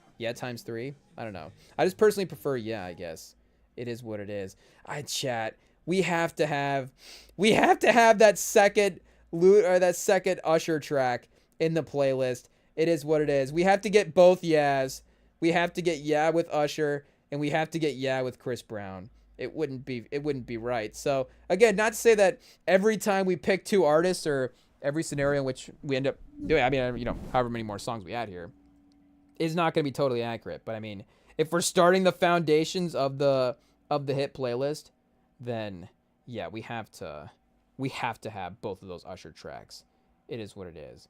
So again, we'll include one for Alicia Keys and one for Ludacris, but we will, I guess, Usher's going to get credit for both of them. It is what it is. So, I just had another artist pop in my mind, of course, and immediately forgot him. Do we just throw in that T.I. track that we said? Again, he's another one that has the hit because of his link up with some other major producers. Whatever You Like is almost at 640 million streams, but that's Kanye, right? As well, too. So again, Maybe I'm wrong. Maybe he's on a different track there. Oh, no, he's not. Okay, hey, yo, we can add it in. He's got Swagger Like Us. That's what it is. Wait, how many is, I guess, it's not in his top 10. Who else is featured on that? Wayne. That's right. That's what it was. I knew he obviously had a hit off this album. And this is a crazy one as well, too. Here, let's see where we're at for this one. It's not going to get added in. I guess we're just checking it out. Oh, not that crazy of a hit, I guess. Just crazy for our rotation. We're running the numbers up for that one. It is what it is. That is kind of in that similar sample style, though, like we were saying, of that Poker Face sample. So, definitely a kind of a fun vibe that we'll be bumping it once in a while in the cars. Pause. But yeah, so, we can get Whatever You Like for T.I. and represent our guy. T.I. and Ludacris at 14 mil Again, maybe not quite the 21st century hit maker. And I would prefer King as an album. Just personally, it would be the T album that I would throw on. And what is it? Trap music is really great as well too. I mean, obviously T.I.'s discography is underrated. I mean, even Dime Trap is got some fun songs on it. Wraith, we could throw Wraith on here, but yeah, I think Whatever You Like is going to be a perfect addition to this. We might be able to play this one earlier as well too. Like we're saying, the horns and vibe are gonna get people locked in for the party. So the one I was thinking, if we're staying in the South, it's Future. I think we also have to play Future. I think, like we said before, has to be. Is it going to be like that? I don't know. That's what I accidentally clicked on. He might be second to 50 Cent for most quote unquote likable rapper. Just like, okay, we have to pick one artist for the night. Everybody agree on Future? Oh yeah, we probably all do. It's going to be fine. There'll be plenty of good songs, and again, just a lot of music as well too, in a good way. If you are having to, I guess, in that one scenario, pick one artist. And DS2 doesn't have like the crazy streaming hits on it. So we could go Mask Off, again, and get Kendrick. We could go solo, Wait For You, Too Many Nights. Low Life? We could go Low Life because that could give us a weekend feature as well too. And, of course, we could double back and take Blinding Lights. Blinding Lights, literally like the most streamed song of all time. We haven't even talked about it yet. We're talking about the biggest hits of the century. We haven't even literally had the biggest hit. Pause. But yeah, it is maybe again the overplayed stuff. But like I've said before, The Weeknd is not always the first name that I think of. Definitely third team, fourth team, like all artist names that are go-tos when we're queuing up guys. So it could be a fun way to include his name as well. And this is obviously a major hit. Definitely a little bit sexier of a vibe for sure. We've got, though, again, Life is gonna everybody's gonna have their Drake feature. That is in the mix as well, though. Obviously, Kendrick is sneaky like that for sure, though. He kind of has the hits with the hit guys now. Like, obviously the last 10 years, Drake would have a hit with a guy that you're like, oh, he's putting on somebody new. And that was, maybe even a criticism of Kendrick for a while there up until GNX. But, obviously Drake has his hits with the hit guys as well. So, yeah, let's go Low Life in this playlist. We got Low Life at 1.2. I guess, we're not sticking to the 1 billion rule because, shout out, we got Get Your Freak On. And here, I guess Body Party as well, too, is, what that was like 200 million. So not like, song of the century type hit stuff, though. If we went back and look at the radio play for some of that stuff, I'm sure Get Your Freak On's got equal radio play to some of this. Was that number one hit back in the day? Get Freak a Leak at 344. So again, maybe a little underrated on the face value of the number, but I think all time those songs are doing okay for sure. So those being included are great. So that gets us to 21. That gets us to Future and The Weeknd as well too. Wait, let me just double check how many streams are those Weeknd albums at? Do we go Playboy Cardi next? Hey yo, that would be a real sign of the times. It is what it is. The Weeknd, okay, by SZA. No, we need the actual artist. Starboy's at 4.2. Blinding Lights is at 5.2 billion streams. Die For You is 3 billion. Save Your Tears remix 2. The Hills 2.9. Save Your Tears, the actual one, 2.5. So that means Save Your Tears in general is at 4.6 billion streams. Save Your Tears is really like the second most streamed song of all time. But, kind of split in two there. Pause. Call Out My Name. There's an iconic Instagram video series of this guy doing this, like, he makes this, like, kind of funny facial expression to call out my name when the beat drops. And shout out the Champ. Me and the Champ have laughed about that quite a bit. So it definitely could be that one from a personal. We might do that just for the inside joke of it, honestly. It is what it is, though. Blinding Lights and Starboy are not bad. Like, yes, they were majorly overplayed at the time, but, Starboy came out 10 years ago. We've had a little bit of time away from it. Here, let me give it 4,290,657,590 Let me give it a 590 second. I mean, people are streaming it right now, moving that number up, pause. And that's not even accurate. So I feel like, this might have to play. It is what it is. This is also making me think we have to throw Pray For Me on there as well. Even though, again, we already have Kendrick and The Weeknd both included at this point, even though not a Weeknd solo track. So here, let me go Blinding Lights real quick. Well, let me not remind myself, but we just gotta picture it in the vibe of the night here with all these songs. That intro song queuing up, or people like, am I feeling playing this song like, oh, do I want to hear this again? So all these songs so far, it's like, yes, the billions of streams. I don't care. Play it again. One of Them Girls with Genies at 2.3. Honestly, don't even know if I would know this one if it played. Lily Rose, Depp. Hey, yo, let me mute real.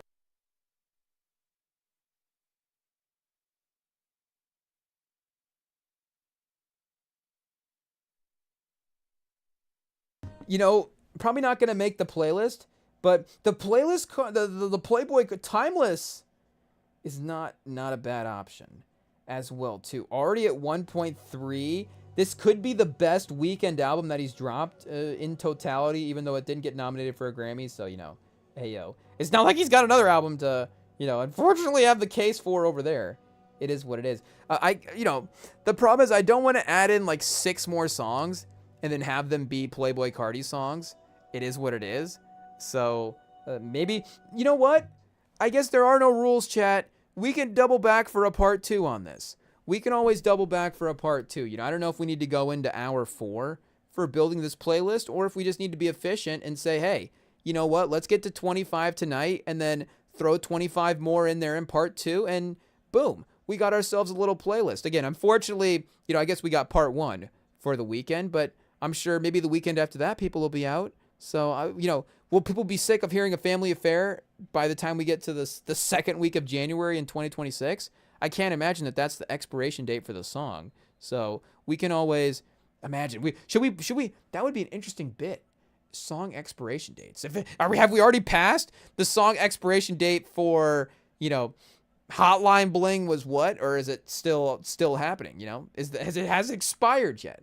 I don't know. But none of these songs have expired. So I guess if Low Life was going to be in our, like, this does feel like, again, I don't know, like, is Body Party actually like a top 25 song of the 21st century? I don't know if it's quite in there. But in terms of planning a party, if it was one of the 25 tracks that we had to play, I wouldn't be against that as well too. Here, but let me just pull up a quick list of the actual most, I guess here, actually Spotify would probably have it. So let's see, most streamed. And, again, with the way that hip hop has been influential in the start of the streaming era, then a lot of the most streamed stuff is hip hop oriented. So, and obviously, again, like guys like Drake, The Weeknd, hip hop adjacent, Post Malone. We didn't even mention, again, streaming era guys like Juice and XXX who have been racking up streaming numbers. Rest in peace, obviously.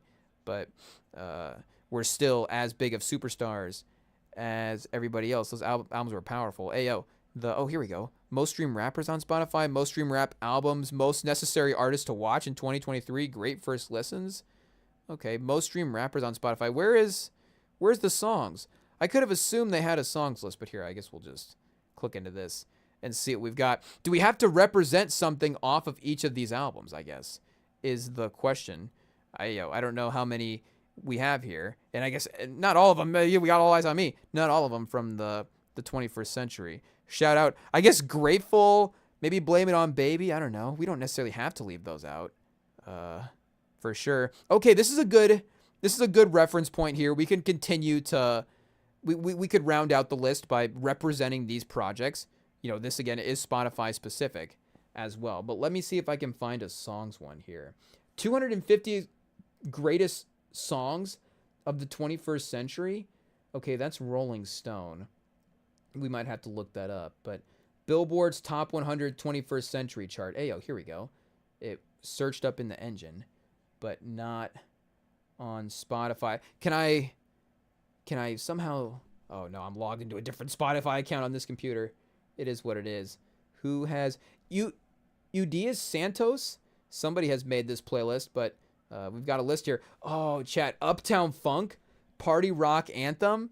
So, hey, yo, Party Rock Anthem. And again, these are all fun songs. What am I going to be bummed out? But Party Rock Anthem is playing at a party. But I don't know if I personally would feel the need to 100% queue up Party Rock Anthem. So here, let me search this guy's profile real quick and see if we can find this list, because he's got it for Billboard 21st Century Top 100 chart. Is this his profile? He's got a profile picture here at the one we're looking at, but we got to stalk this guy's list. It's got 181 saves, so it's not hidden. Okay, maybe we just search the playlist. Let's see what we got. Shout out to that guy's profile that we just clicked on. Our bad. Maybe Billboard would have been a good starting place as well too. Billboard Top Hot 100. And let's see what we get here for options. Oh my goodness, the playlist search in the computer is terrible. It is what it is. Here, I guess. Oh, like I said, I'm logged in on a different one. Oh well. Shout out. I'll scroll through the list and I guess find it. Oh my goodness. How do I hear? Let's go playlist. Maybe I just need to get better at using the search engine on the computer this week. Okay, that's informative as well too. A lot of interesting stuff here. 1990 top Billboard greatest hits of all time. Apparently this guy's playlist not as popular as we thought. Year-end 2000 top 50. Billboard Top 100. I guess here, let's just keep getting specific. Sorry, chat. Stay for the journey. I guess that's the whole fun here. 21st century. Oh, here we go. Geography fan 8322, I guess is the name of this guy. Okay, shout out. This is not the exact playlist that we were looking at, but the stats are still the same, so it's not going to matter either way. Okay, shout out. Blinding Lights, Uptown Funk, Stay. Yeah, Stay, we might be good. I got a feeling. Oh, chat, lock it in. Okay, we'll go check some of the specific stream numbers here a little bit later. I mean, Closer was just about as, present of a hit as we were going to get for growing up and for that time. So, again, if we were ranking streams, then, this would be the playlist. It is what it is. But the song itself might be good to be left off this point. So here, if I play it here, then what song do we want to play? Blinding Lights. We'll just give it another stream. Shout out. And then I can go to it on my phone, find the playlist. Boom. Okay, we're locked in. So I got a feeling we can add into the 21st Century playlist hits track list here. Last Night by Morgan Wallen. I don't know. Dua Lipa. We do have to get Dua Lipa into this playlist. I cannot believe I have not mentioned Dua Lipa. It took to hour 3 to mention Dua Lipa. We might have to redo the episode, honestly. It is what it is. Redo it. Dua Lipa, number 1. Don't Start Now, 3.1 billion streams. So again, I guess I don't know what's fully accurate here with the Billboard list, because Levitating is 2.4. Almost a billion streams behind it. It is what it is. New Rules. Houdini. Oh, Dance the Night from Barbie. Oh, chat, that's going to be it. It is what it is. That is going to be it.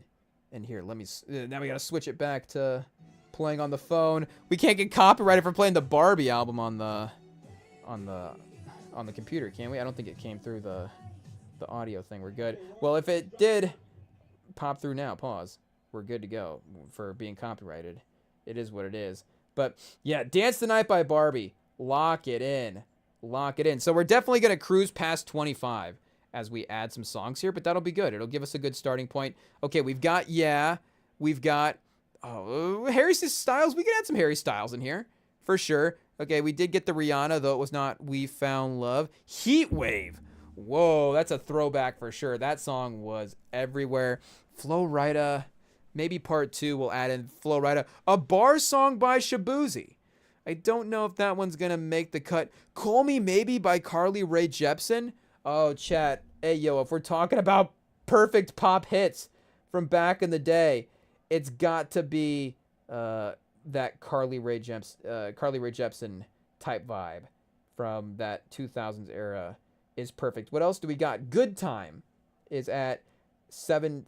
I Really, Really Like You, 568. Does that count? That one may be up there as well, too. Let me run these real quick and see what we got. That's the I Really, Really, Really, Really, Really, Really Like You But here's my number, so call me maybe. That's too iconic, chat. It's too iconic. Yep, I know it's turned into a little bit more of a pop radio hit thing than we thought. You know, that's just the algorithm path we ended down, I guess. But shout out. These are all bangers. It is locked in, added to the playlist. So I guess, whatever I just added in was not the same version of the song in this playlist. But it's in the playlist, make no mistake. We'll go back and update real quick. Oh, Sunflower by Post Malone. There we go. We can add that song in. Yeah, that's great. That's great. You know, I don't know if we would necessarily... I know some people might... what would be the case for this, again, being like... Again, this actually, you know what? I was going to say, we wouldn't make the case for this being like greatest song of the century, but you know what? After In the Club, if Sunflower was, if we had to include all the streaming stuff, if it was like a top 4, top 5 song of the century, screw it. I'd be down for that. I would not mind having to listen to that song, I guess, a couple times. So I would not be, you know... I guess rushing to throw this. Well, I guess, you know, we got 35. So, oh, wait, it's 35 on this playlist. I guess we're not looking at our own place. Meghan Trainor's another one. Meghan Trainor had a run there where she was dropping some hits. We're having a good time looking up pop music. Shout out. This is fun. We're going to have a pop run here in 2026.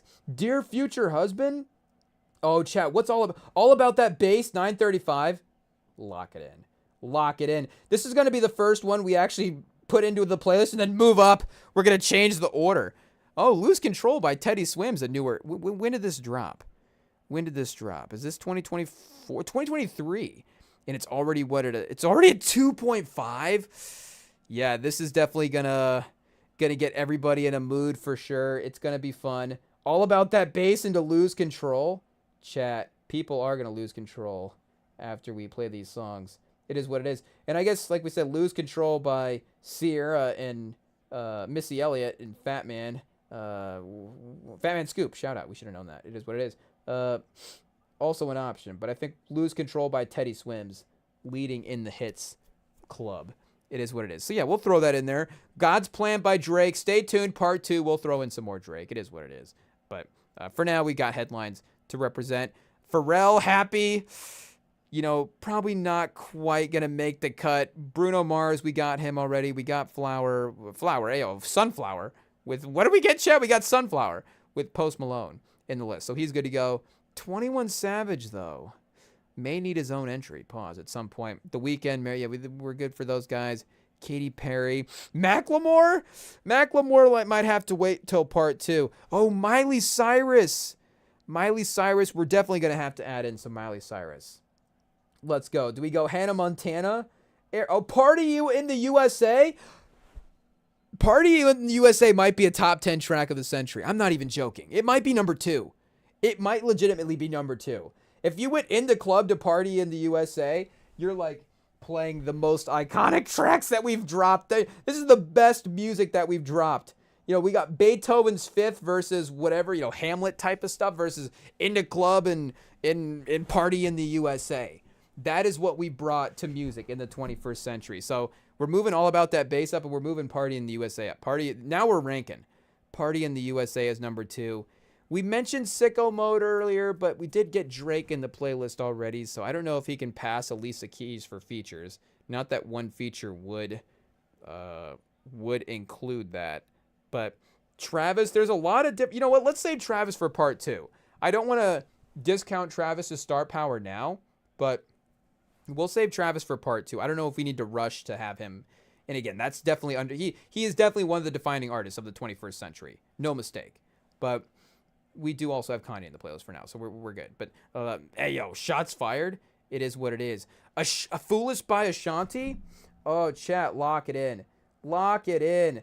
We are going to have an R&B run in this party that is going to be insane. Taylor Swift. Maybe for part 2. We'll stand pro Katy Perry tonight and save Taylor Swift for part 2. Shout out. It is what it is. We do have Outkast. Adele. Not to say that Adele couldn't make it, but is someone like you gonna hit? Is someone like you gonna hit at this party? It's gonna hit at this party. What are we talking about? People singing their heart out to Adele is gonna be great. Skyfall though. Easy on Me. Ooh, Easy on Me's not bad. Rolling in the Deep. Yeah, Someone Like You, 2.4. Literally everything is like 2 billion streams. Hello?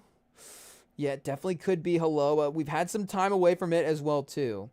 So it could be that. But Someone Like You is a pretty emotional performance. That would, hey, talk about getting the people singing. Let me see the intro for this. Yeah, we got that little piano. Let me see. What do we got for Rolling in the Deep here? I forget. We don't go back to Adele enough. It is what it is, though. Maybe we need to bump the Skyfall track some more. Yeah, okay, it's got to be Rolling in the Deep. Shout out. I guess, yeah, Someone Like You was the option, but we'll go Rolling in the Deep for 21st Century hits track. Yeah, maybe we will rank after this. We'll just throw a loose ranking together. Nothing too crazy, just something maybe a little more specific than we had. Yeah, there's goodies, chat. It is what it is. Body Party's our pick. Trap Queen? Oh my goodness, how did we not think of that first?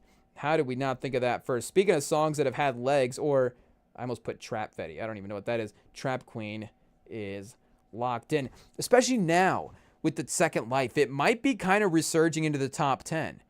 It may be having a second push. Okay, I think we're good. We could go back to those album lists that we had, but there was a lot of, again, newer Spotify specific stuff on there. So not bad, and not to disrespect X, rest in peace, Juice WRLD. Eminem, we should be including Eminem in this first run as well too. We'll throw some Eminem on here just to throw it on. It is what it is, Pop Smoke, but a little bit of different era. Even Migos, we started to move into purely, and Kendrick, again, and Drake are obviously dropping a majority of their stuff in the 2010s as well too, but they have a little bit of that chosen one vibe to their run as well too. So not to say that, I don't know, if that it does, they're obviously in a little bit of a different category for their careers. Cardi B? Oh, chat, yeah, we need some Cardi B in this playlist here. We'll get a Cardi B song. Bodak Yellow for sure. I like it. Lock that in. That's actually, overplayed, I don't care. That song is fun. I've had that pop in the rotation a few times lately. And, getting ready for the Bad Bunny Super Bowl as well, too. Not to be basic Bad Bunny fans, but obviously that is a super fun one that will be easily, we'll easily know that one when it plays, if he plays it. And then who else are we? Oh, Eminem. We said we got to add some Eminem. But I've said before, I like OG Eminem. I like Slim Shady Eminem. So I know Slim Shady Eminem is 90s. Do we go Fuel with Jid? I don't know. Okay, Without Me, Love the Way You Lie. Probably not Mockingbird. We go Lose Yourself Till I Collapse. Stan. Godzilla with Juice WRLD. There's our Juice WRLD pick right there. 1.8 billion streams. Whoa. I think it might end up being the real Slim Shady, just because this is, it's pretty funky, pretty upbeat, so pretty fun. There is like a secret, like Love the Way You Lie, Mockingbird. Like I'm not gonna, great song, sure. I'm not gonna play Love the Way You Lie in this playlist. It is what it is. But Till I Collapse, again, these are some other great stadium ones. Stan, that's a lyrical cut. This is that's like a top 10 song of the decade. But again, it's not making the playlist for these purposes. That's a different. Maybe part 2, part 3 will be top 10 songs that can't be played on the aux, but are actually good songs for the 21st century. That is actually a pretty good list that we should do. What's the other song off this album that I'm not thinking of? Without no, that's not on this album. Okay, yeah, Slim Shady is the big sort of bouncy hit pause that I was thinking of. Speaking of Kendrick, the feature that he has on Love Game, that song is really fun. It's a weird, wacky track, but it's just really fun, and there's a lot of fun cadences on that track as well too. Recovery is secretly the hits album. It is what it is. So wait, let me play Without Me real quick and see what we got. Hey, I don't go back to Eminem enough. That's Eminem Show. Do we want this in the playlist? Okay, yeah, that's fine. We'll take it. It is what it is. So Eminem, he makes hits. Shout out. I don't know if still I'm going to be always listening to Eminem. I don't know. I'm not going to need to take an anti-Eminem stance here. Hey, just talk about my own personal rotation. But, yeah, we'll rip. And I guess, yeah, Eminem Show, Till I Collapse. We get that on there. Yeah, like we said, I think that could be a good part 1 representation of 21st century's biggest banger. So pause. Let's do a quick ranking real quick move some of those songs around. General ranking. We mentioned, the chills that we get from a song like Headlines, for sure. But, maybe for the era itself, maybe there are a couple tracks that we would have to slightly rise above it here. So I guess, do we so fresh, so clean? Do we throw that one up on the playlist? What do we move up on the playlist we said earlier? Oh, Party in the USA. That's hilarious. We're moving Party in the USA up into the top. Number 3, right behind So Fresh, So Clean. Okay, there we go. Sunflower, we'll leave it down there for a while. Pause. It'll be fine. Foolish by Ashanti.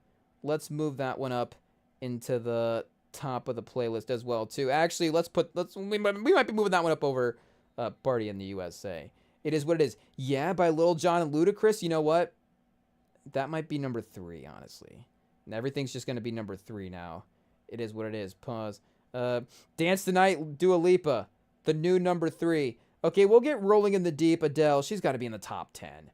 And you know what? We got to put that over Party in the USA. We'll put Rolling in the Deep over Party in the USA. We'll put... Oh, man. Can't Tell Me Nothing. I'm leaving that one out as well, too. Can't Tell Me Nothing over Rolling in the Deep. Oh, Chad, that's a personal pick, but Rolling in the Deep might have to go there. It is what it is, I guess. Here, let me save the ranking real quick so it updates in the background. Okay, there we go. So our new... Is that a top 10? Okay, wait, top 7 of the songs that we've added in. So we've got Poker Face. That's what I like. We could go with, like we said, All About That Bass. It's not quite at 1 billion, so I don't know if it can quite be in our... Everything in our top 10's at 1 billion. Maybe Party in the USA. Wait, let me double check that. And there's no way that it's not at 1 billion streams. Yeah, 2 billion. What was I doing there, chat? Hey, yo, who am I to doubt the presence of Party in the USA? Ashanti might actually, maybe not quite at 1 billion. It is what it is. It's fine. Still, perfect for the list. I guess So Fresh, So Clean was not at 1 bill, was it? Yeah, 391. So we are all good there as well, too. There's precedent for these other songs. So, Swimming Pools is definitely there. For sure. Empire State of Mind, I think, is a more iconic song than Swimming Pools. Again, not to base this fully off of streaming numbers, but, I mean, it is what we have present here. Yeah, 1.4, slightly above it. Though, again, Swimming Pools did have 1 billion. And it did have those extra 500 million on the extended edition as well. So, that also proves that people are listening to it more. Okay, screw it.